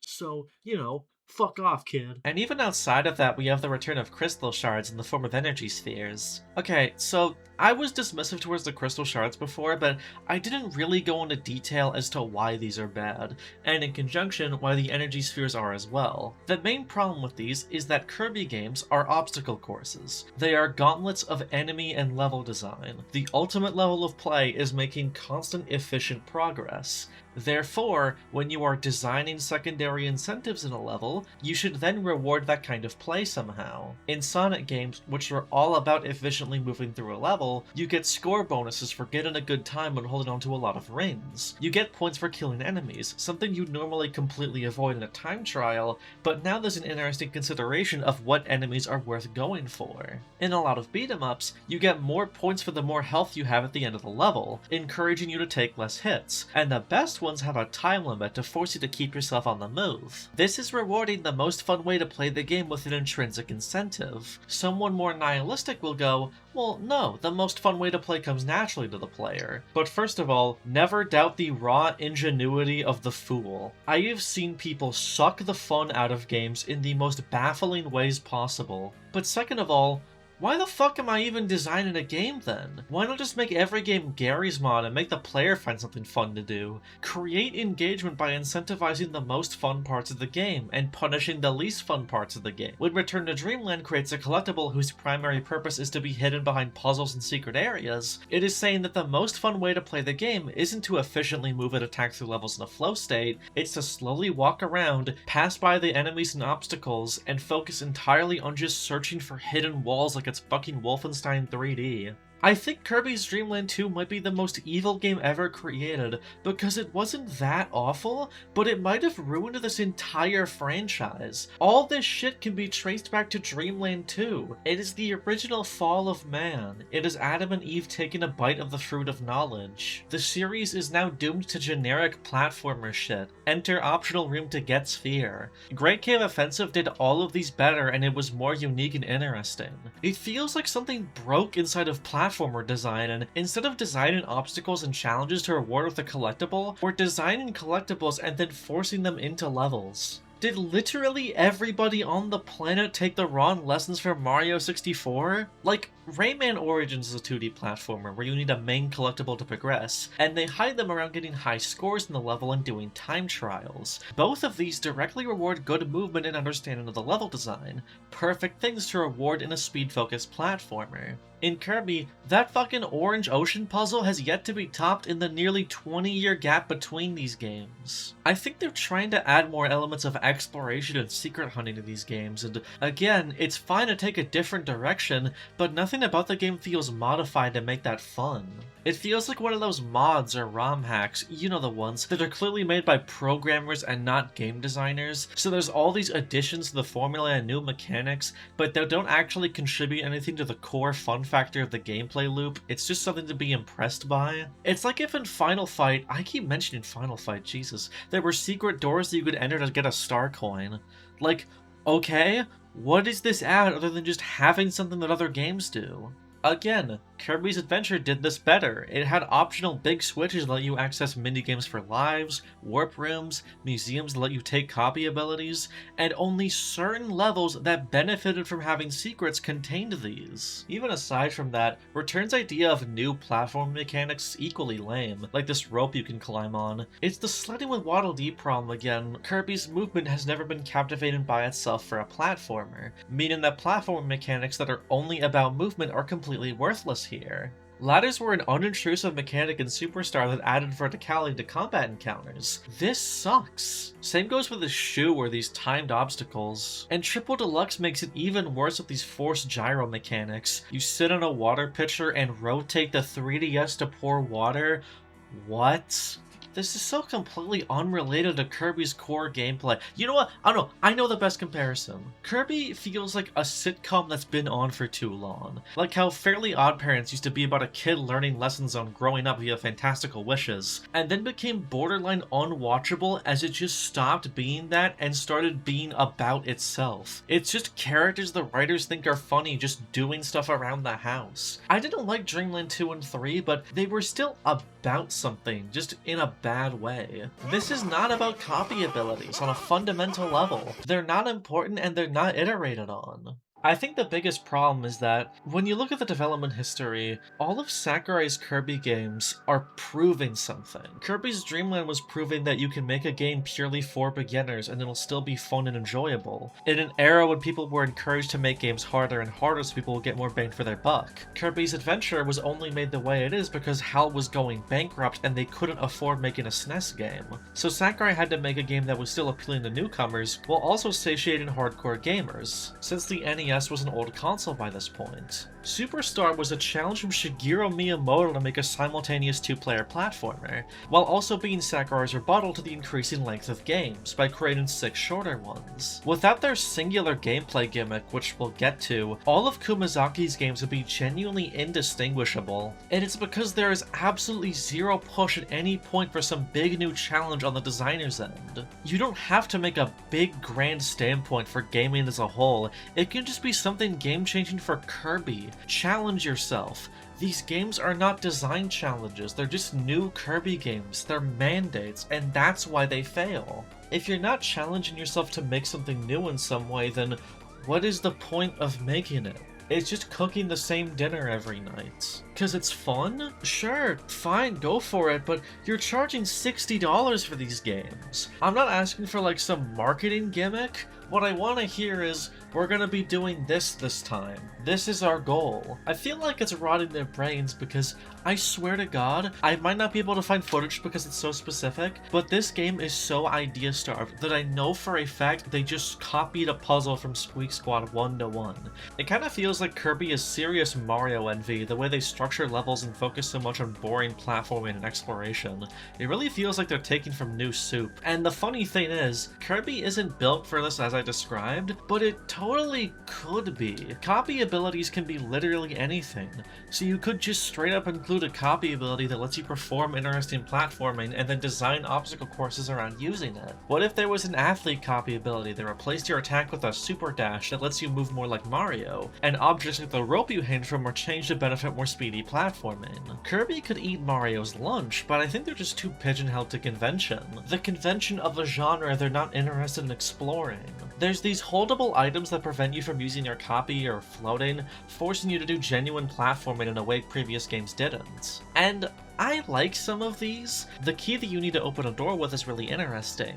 It's what I was talking about with light. You can't float or attack in this state, so bringing it to the door is a challenge. But why isn't this an ability? There's no point where you have to put it down, use an ability, and pick it up again. That would be an interesting dynamic of bringing this extra object through a screen, but they do this idea exactly once with this crystal, and it's just burn this ladder with fire and then climb up.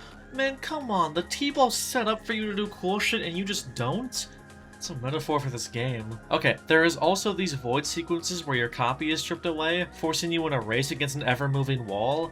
This takes advantage of base Kirby's moveset, and they're pretty damn fun. It's the first time since Dreamland they've really experimented with Kirby's base moveset, and it really stakes out. You even fight a mini-boss at the end of each of them, giving you 2 energy spheres, actually rewarding you with the main collectible for doing platforming and combat in the platform combat game. And those combat encounters, while it is mostly just the same enemy with a few different variations, there's new geometry for the battle arena. There's one where there's a body of water in the middle. There's one where a cannon's firing in the middle. This wasn't even done in Superstar, and it feels so nice to have genuinely unique combat scenarios born from the level design.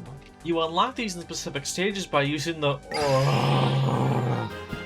super abilities. Okay, I was somewhat lying. There are 5 more new abilities, but they're all terrible. There are these mega enemies that are the same as normal enemies, and then you take their ability and you just hit the button. Every single application of these, I'm not kidding, 100% of their uses are just destroy this, or wait for the right timing, then destroy this. Look at this footage. How is this?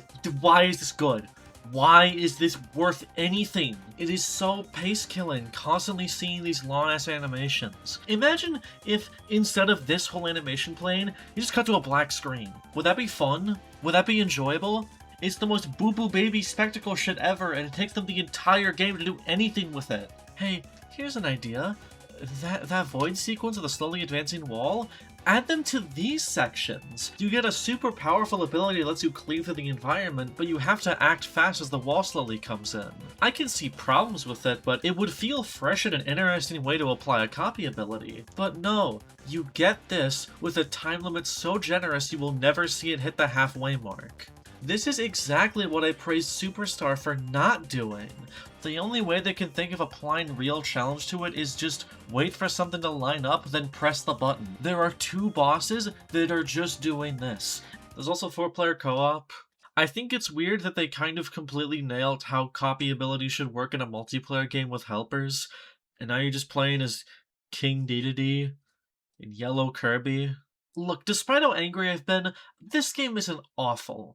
It looks good, it sounds good, it feels good, it's a decent time with friends. And you know what? There's these optional ability challenges that are time trials based around different abilities. They're legit super fun score attack levels that feel super inspired, and each one rules, genuinely taking full advantage of every single move in the abilities toolkit. So like, that's really good. You could make really good shit in this game. But it's just padded into an overly long campaign that I could barely finish. Fuck Magalore, dude. That's such a lame twist villain. Marks did this exact plot beat in 2 minutes, and it took Magalore a whole game with a bunch of fucking unnecessary I have to complete my mission dialogue and some grand epic scheme reveal to just go, I'm evil. It's so eye-rolling, and Magalore has no personality. What is Magalore like?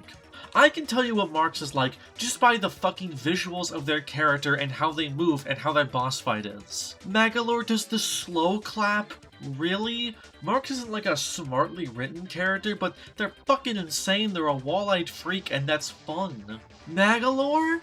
He's cool if you're 10 years old, and I'm 8 years old sometimes, and I don't even find it cool. The final boss is honestly alright, but it can't save a game that's felt empty and lifeless almost the entire run. And I didn't even beat Triple Deluxe. I couldn't even finish it, it was so boring. Did you remember that I talked about Triple Deluxe? It's just an empty repeat of Return that I just couldn't get myself to beat. Like, I'm sorry, I know it's kind of defeated to just give up on a game for this video, but I know there's nothing for me here. I'm not going to change my mind because of it. It's just more boring Return, which is already boring. You don't even get a title card Triple Deluxe. Fuck you.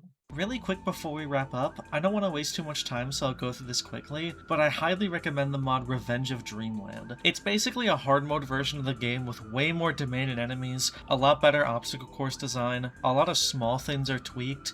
It still has a lot of stuff I don't like from the original, but look at this whip enemy that can snipe you from the entire screen. That's awesome. That is a real priority target that makes me go, oh shit, when I see it. Exactly what I wanted Kirby to do. So, high recommendation. But as for Return, well, this is a really bad start for the new era of Kirby. Return to Dreamland was really received well and sold really well, but Triple Deluxe was a bit more middling. Still positively received, but kinda seen as just a really tropey Kirby game. I don't know why Return to Dreamland wasn't given that title, but you know, it's whatever, fine. What are they gonna do to address this?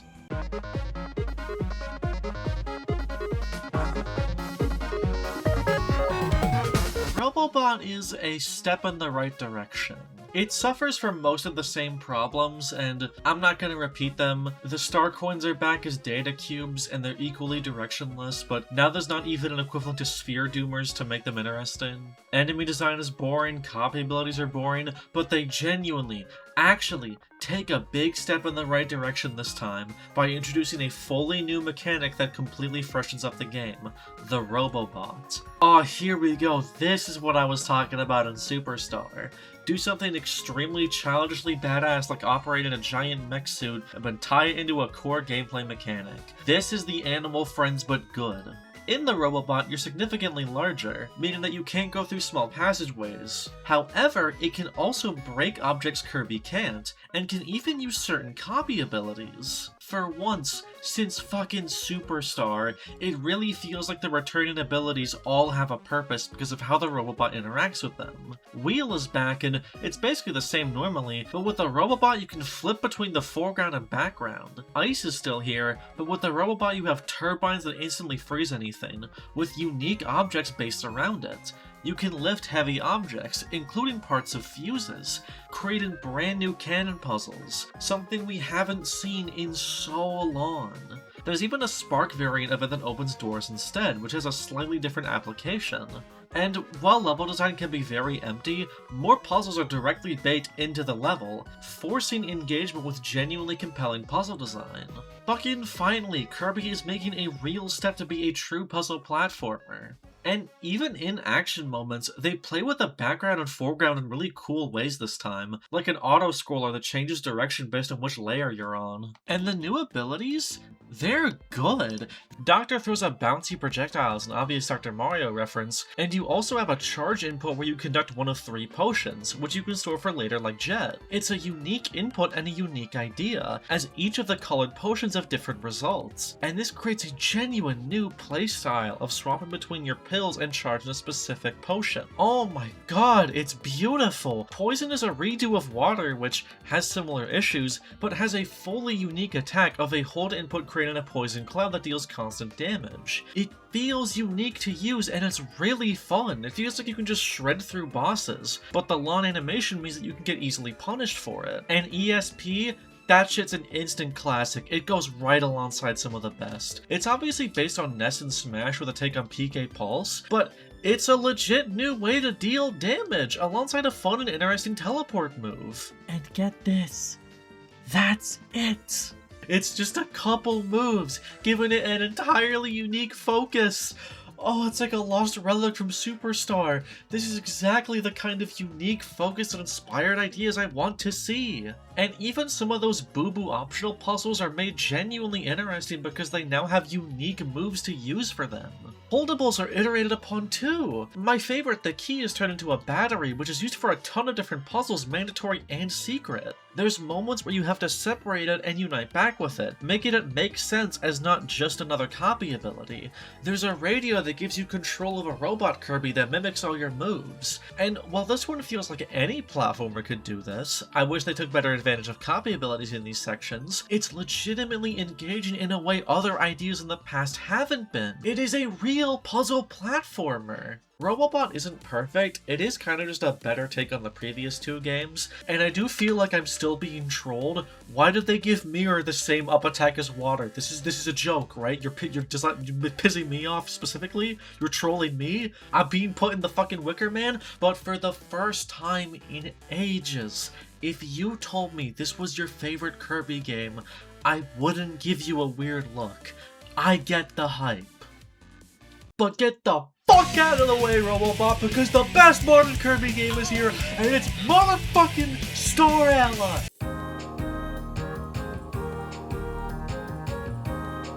No, that wasn't a joke. This is a misunderstood masterpiece, although not without reason, we'll get to it. You played Star Allies incorrectly, and I'm gonna give you a step-by-step instruction on how you can experience the beauty within.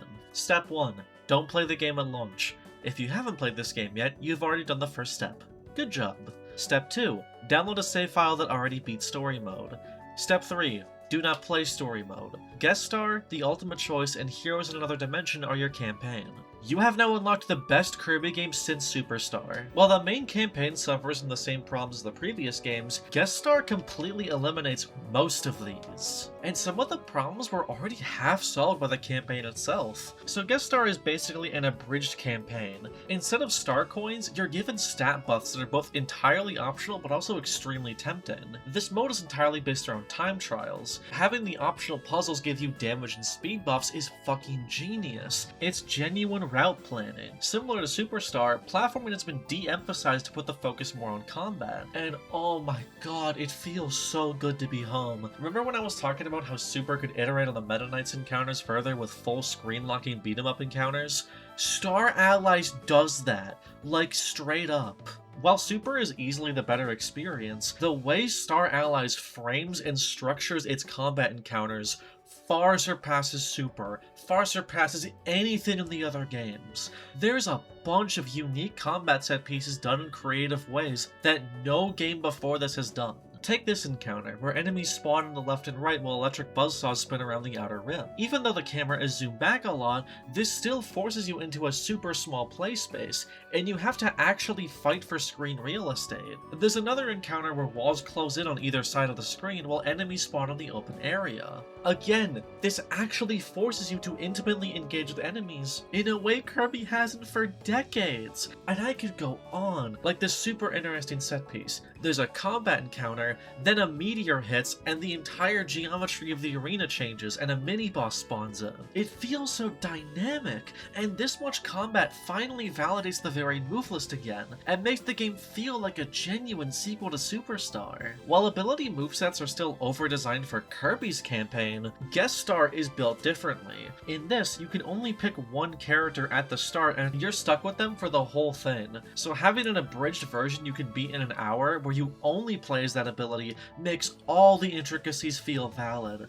And for the first time ever, I'm actually really glad there's so many repeats, because having them all starring on their own mode feels novel. It makes me disappointed that some abilities were removed for once. I wish Jet, Doctor, Poison, and Magic made reappearances here. And on top of that, there are also a huge cast of Dream Friends. The previous Kirby games had Meta Nightmare. This game has 13 Meta Nightmares, and every single Dream Friend campaign has a handful of entirely new rooms that take special advantage of their own unique abilities. These rooms, designed for a very specific character where you have to perform combat and puzzles based around their unique strengths, this hasn't been truly done since Squeak Squad, and even then there were only a couple abilities that can perform really unique set pieces. So really, we haven't gotten this kind of variety in design since Kirby's fucking Adventure. Adventure did it better, but that's still huge. It's an extremely replayable game. In the span of only a few days, I went through Guest Star a half dozen times. And hey, if you're curious, there's this really nice mod that lets you play as Kirby in Guest Star. But most importantly, even abilities that are on the surface completely unchanged have a ton of new depth in the form of the return of helpers. In Super Star, I didn't like using them. In multiplayer it's obviously fun, but when I'm going it alone, I don't want a helper. It means I have to engage with every single enemy myself. The helper just makes it too easy. You'd think having 3 helpers would make this issue even worse, but I actually love helpers in this game, because you now have to worry about genuine team composition. No, seriously, sword, bomb, cutter, hammer, and other weapons are basically the same as always, but can now be given elemental buffs from other helpers. And abilities like Wind have been slightly altered to give you elements. These actually have unique alterations in how specific moves are performed. There's enemies that require a certain element to be most effectively dealt with, and some bosses are weak to certain elements. If you could do this with any ability, it would be too game-breaking, but the fact you're being rewarded for keeping a specific helper, it's a knowledge check. It's a level of interaction Kirby just hasn't done before. And even outside of the elements, some helpers can perform unique attacks. Suplex and Fighter can throw friends to create bouncing projectiles. And there are fucking support classes! Cook and Artist have timed abilities that can heal. Parasol can create a protective barrier. This makes you have to genuinely consider what the best dynamic is, especially in the harder modes. This game has its own version of the arena called the Ultimate Choice. You can get 3 powerful Dream Friends and wreak havoc, but you're putting all your eggs in one basket. A lot of the most powerful abilities can't be buffed with elements, and most Dream Friends can't give elements, they can only take them. So having a team of just them can bite you in the long run, but having 3 helpers that just give elements means sacrificing heavy hitters just to take advantage of weaknesses. Should you go for support like Artist instead? And I've legit had to do strategic calls to my friends in playing this mode like World of Warcraft because of how intense some of the fights get. There's also Heroes in Another Dimension.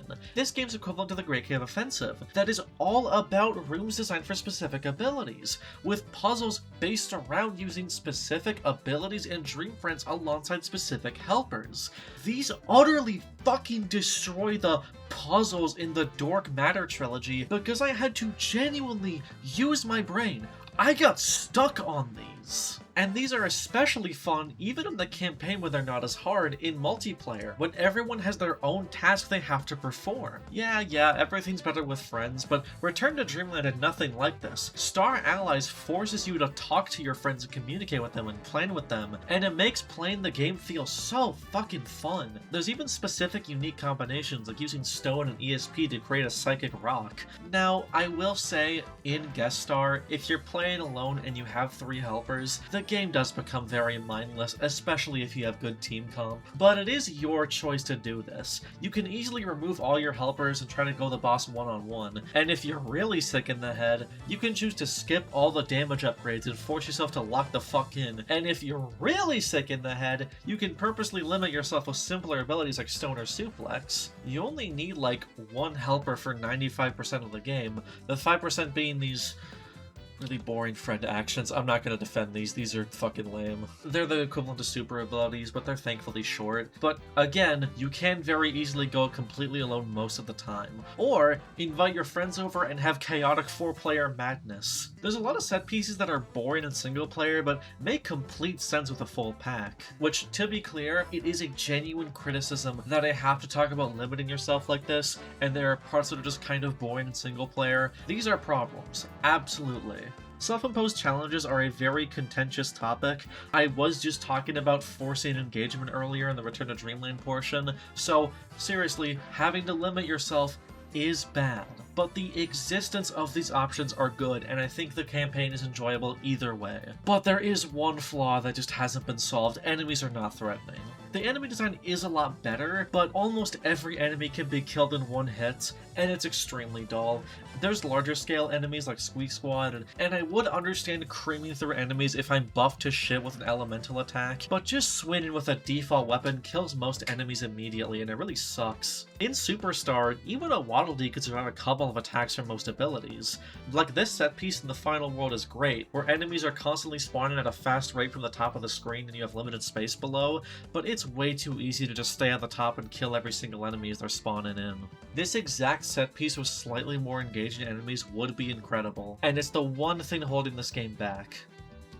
Okay, 2 things. I just had to give you a step-by-step instruction on how to properly enjoy it, and one of those steps was using a fucking downloaded save file from the internet. Star Allies 100% deserves criticism. My method of enjoying it is arguably unintentional. And if you were playing these games as they came out, I can 100% understand just being completely burnt out after the 4th of these 2D Kirby games in the span of a few years, especially at a time when Nintendo was making way too many 2D platformers.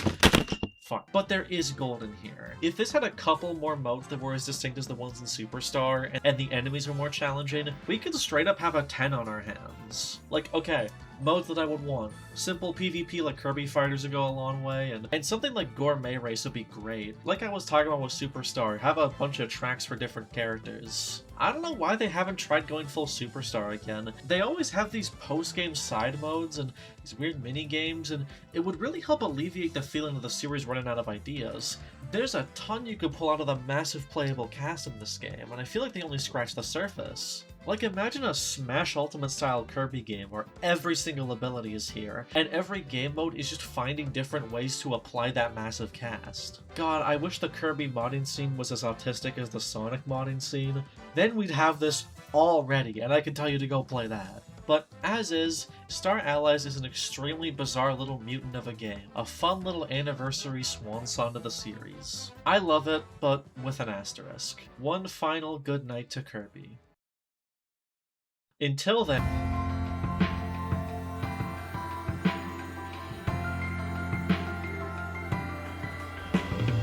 Okay, we're fucking finally shaking things up with a full-on 3D platformer now. The transition to 3D gives them infinite potential to do all kinds of interesting set pieces with Kirby's mechanics, and they do a decent amount. There's unique platforming, combat, and puzzle moments that only work in 3D, and we're finally cutting down on abilities with only 12. They picked Same fucking ones as always. I will be dead in the goddamn ground before they ever replace Cutter. But most of them have been given big adjustments, going back to Adventure's more simplistic abilities, and I am very okay with this. Tornado and Needle are basically new. Tornado gives you an alternate burst option on the ground, and Needle lets you roll around and Katamari up loose objects and enemies. Some of the things I liked from Star Allies return. They've continued doing screen locking encounters that spawn enemies in waves. There's still star coins in the form of stolen Waddle Dees, but there's a new objective system. Some of them are just find a collectible in a level, but others are meeting certain requirements. What this means is that instead of LOL hidden collectible, you have to clear certain rooms without failure. You have to beat mini-bosses without taking damage. You have to beat bosses under time limits without taking damage? With a purposely weak copy ability? I lost my fucking marbles when I saw this. Fuck yes, dude. Everything about the game feels like a big, bombastic step forward. You're in this completely new and bizarre environment as you engage with all these brand new ideas. And then you keep playing, and it's the same shit as usual. God fucking damn it. Can I be so real with you guys? I have almost 2,000 words written about this game, but I feel just burnt out at the idea of having to talk about it more. The entire time I was playing Forgotten Land, my primary feeling was, I'm done with this. Kirby has made this big jump to 3D, but we're regressing from the stuff that Star Allies did that I liked. It's better than Return, it's better than Triple Deluxe, but it's a fucking 6 out of 10, man, in a sea of them. There is stuff to like here, but it's just a bloated campaign. There's these cool treasure rows that are fun little time trials that use your abilities, and there's a cool post-game where you go to the fucking Flavor Blast dimension, but like, just fucking put these in the main campaign. There's so many empty rooms where nothing happens, and I feel like it's because they basically made 3 different campaigns. I miss Kirby's Adventure. Remember when they just made a bunch of levels based off of every cool and unique idea they could with the object list they had, and they cut out as much filler as they could and just put in the stuff that was fun, and that's it? This just feels like Kirby succumbed to AAA design bloat. It's so spread thin and it's never bad. I didn't not enjoy my time with it, but I really think we can just call it quits. I'd give this a soft recommend if you skip all the bad Kirby games. But if you're like me and you've played every single mainline installment, you know what it is. You know how it's structured. You know how it's designed. And while some steps are forward, others are back, like the fucking Bayonetta Witch Time dodge roll. What? You already have the best defense mechanic in gaming, the jump. Why would I do anything else other than guard and wait for them and then counter it? I'm done. Like, we're done, right? If you could cut games like a film, you could honestly make a great Kirby game out of this, but there's so much fluff and there's no good way to approach it. And despite my tone, I didn't have a bad time with this game, but Kumazaki's been directing these games for a decade now, and I'm just so fucking done with the same problems he's been doing since 2011. This series is just so frustrating. I'm sorry for ending this on a flaccid note. I was just debating skipping this game entirely, but you know, I gotta be thorough, and I guess that's where Kirby is. Despite some hope, it's stuck with bad direction and continuously making the same mistakes. A hopeless maze. Maybe one day Kirby will shine again, but it seems like the people behind the games just want to make one very specific kind of game, which, fine. I'm not gonna keep sticking my hand in the fire. This is what Kirby is now, and I've made peace with it. I'm never gonna make a follow-up video to this, and I'm never gonna stream a new Kirby game or anything, unless they really break the mold and I really hear good things about it, because that's where we are. Hollow emptiness. They just don't make these games for me anymore. But what if I told you that there exists a direct sequel to Superstar? One that iterates on almost all of the mechanics perfectly and provides an even more engaging experience. One that has pitch-perfect combat and manages to feel completely distinct. That game exists, and it's hidden as a side mode inside the series Sakurai is most known for. Subspace Emissary is Kirby Super Star 2. Almost everything in Kirby structurally is here, but enemies are the most engaging and intense they've ever been. Even the Goomba of the game, the Primid, can fuck you up if you aren't paying attention, and targets have genuinely different levels of priority. There's a certain archetype I find really interesting of enemies that get more dangerous the more you ignore them. Negagogs, I fucking love that name. They start really small and fairly weak, but if they stay alive for too long, they eventually turn yellow and grow, grow, then turn red and massive. This makes them the #1 target for an encounter, and it's super punishing to skip out on them. You can combo them to death, but it's pretty hard to, especially when other enemies are around. Flues, god, I fucking love all these names. They'll regenerate their health if you don't deal constant DPS, and they have a really strong attack if you don't keep hurting them. While Bitans and Mites are both weak enemies that come from spawners, making them easy to handle alone but tough in a crowd. There's so many different enemies that ones will just show up and not appear for literal hours. Look at this encounter here, structured similar to the ones I praised in Star Allies. The platforms are structured like an actual plat fighter stage, as you have to genuinely fight for your place on the screen. Enemies are way faster and more aggressive than Kirby, and it makes fights frantic, but still super easy to read. Pyramids legit dash towards you, and there's a ton of different enemies with unique and thought-out movement patterns. Paracoopas and Hammer Bros are just straight lifted from Mario, but the way they're used gives so much depth in a combat game like this. Every single combat arena is unique in ways that feel simple and elegant. The enemies are so well thought out that just having a pit in the center and a platform on the side makes this encounter feel entirely distinct from the one right after, with a large platform in the center this time.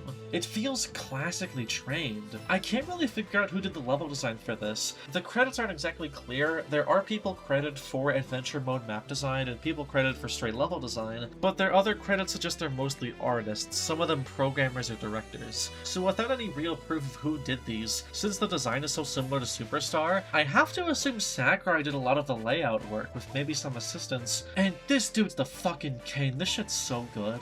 A lot of this comes down to the difficulty selection, a feature that I'm kinda lukewarm about in most games. I think binary difficulty choices are often super half-baked and get in the way of intimate enemy design, but playing this game on hard is like the perfect difficulty for me. I played this game with my friend and it was easily the most pure fun I've had in almost any of these. And I'm totally for Kirby adopting difficulty select if it means I get to be engaged. Like, fucking look at this. Flashing arrows pointing at where to go, screen locking encounters, items from versus mode spawning during encounters like weapons in an actual beat-em-up. Sakurai knows fucking ball, dude! This is the ultimate plat brawler. Instead of a health meter, you get knocked out by being launched off-screen, like in versus mode. And it means not only can enemies give constant pressure, but they're able to be a lot more brutal when there's no real damage cap. You can theoretically take infinite hits and never die. Boss fights too, they're a huge improvement. While enemies still attack in cycles, they're almost always vulnerable, and the lack of contact damage means you can get really close to them, which sounds like it makes things easier, and it kinda does, but it also gives the enemy the perfect opportunity to bait you with an unforgivably rough fatal blow. Playing this felt like an even larger breath of fresh air than Star Allies, and they finally completely nailed everything I want. There's just one problem. I'm tired of saying this sentence, dude. The level design, enemy design, game structure, and mechanics, they're all perfect. Except for the players themselves. This is still a side mode to a fighting game, and even if this was the best feeling Smash game, it's unfortunately held back by still being a fighting game. In a campaign-focused game like Kirby, your speed, jump height, friction, etc., they're all based around what feels good and then making challenges around using them. Smash characters are designed to be a fair player and enemy. It's a PvP game where stats and abilities are scaled to be equal with each other. Speed isn't just decided by what feels satisfying and what makes sense for the level design. It's on a sliding scale of balance where you give one stat and take another. Subspace doesn't feel bad at all, it does adjust stats a little bit, but it has a certain unintentionality to it. Abilities that affect opponents in unique ways, like Kirby's Inhale and Copy ability system, are either half compatible or just basically useless. I obviously understand how much extra work it would take to modify the characters to make them fit into this optional mode, but I feel like there could have been smarter ways to create synergy between them. Instead of a direct copy ability from each fighter, what if Kirby had a pool of 10 to 15 copy abilities from Kirby itself that he was given depending on what he inhales? Then every enemy in Subspace can still give an ability. What if Yoshi could eat projectiles and turn them into eggs like Yoshi's Island? Then there's an actual reason to use his neutral B. But in fairness, while the game does heavily prioritize certain characters in terms of usability, the slower, heavier characters that are less fun to play are more used as antagonists than playable characters. And characters with disabled moves like Kirby and Yoshi are always alongside characters that are perfectly fun to use. Although characters like Captain Falcon and Sonic are easily just the best characters to play as, they're way more fun than the others. Sonic is so fun in this, I wish they would just make a Sonic beat 'em up that plays like this. Overall, Subspace is a fantastic experience, and it really speaks to Sakurai's strengths as a director and designer. I don't think he's special, I don't think he's God, I don't think he's the only person in the world that can make a game like this. All of his games have places to improve, but he clearly understands this weird subgenre that only he's really experimented in. There are some indie games that are adjacent to the idea, but they fall into a lot of trappings modern Kirby has, focusing on form over function. I don't want 50-hit combo meters, man. I want a true blue perfected plat brawler, a real successor that iterates on all of Kirby's mechanics. You know what, fuck it, I'll do it myself, hold on. Okay, here's the plan. That Shape Hunters game I made a trailer for, gonna quickly finish that, hopefully release it in August, we'll see.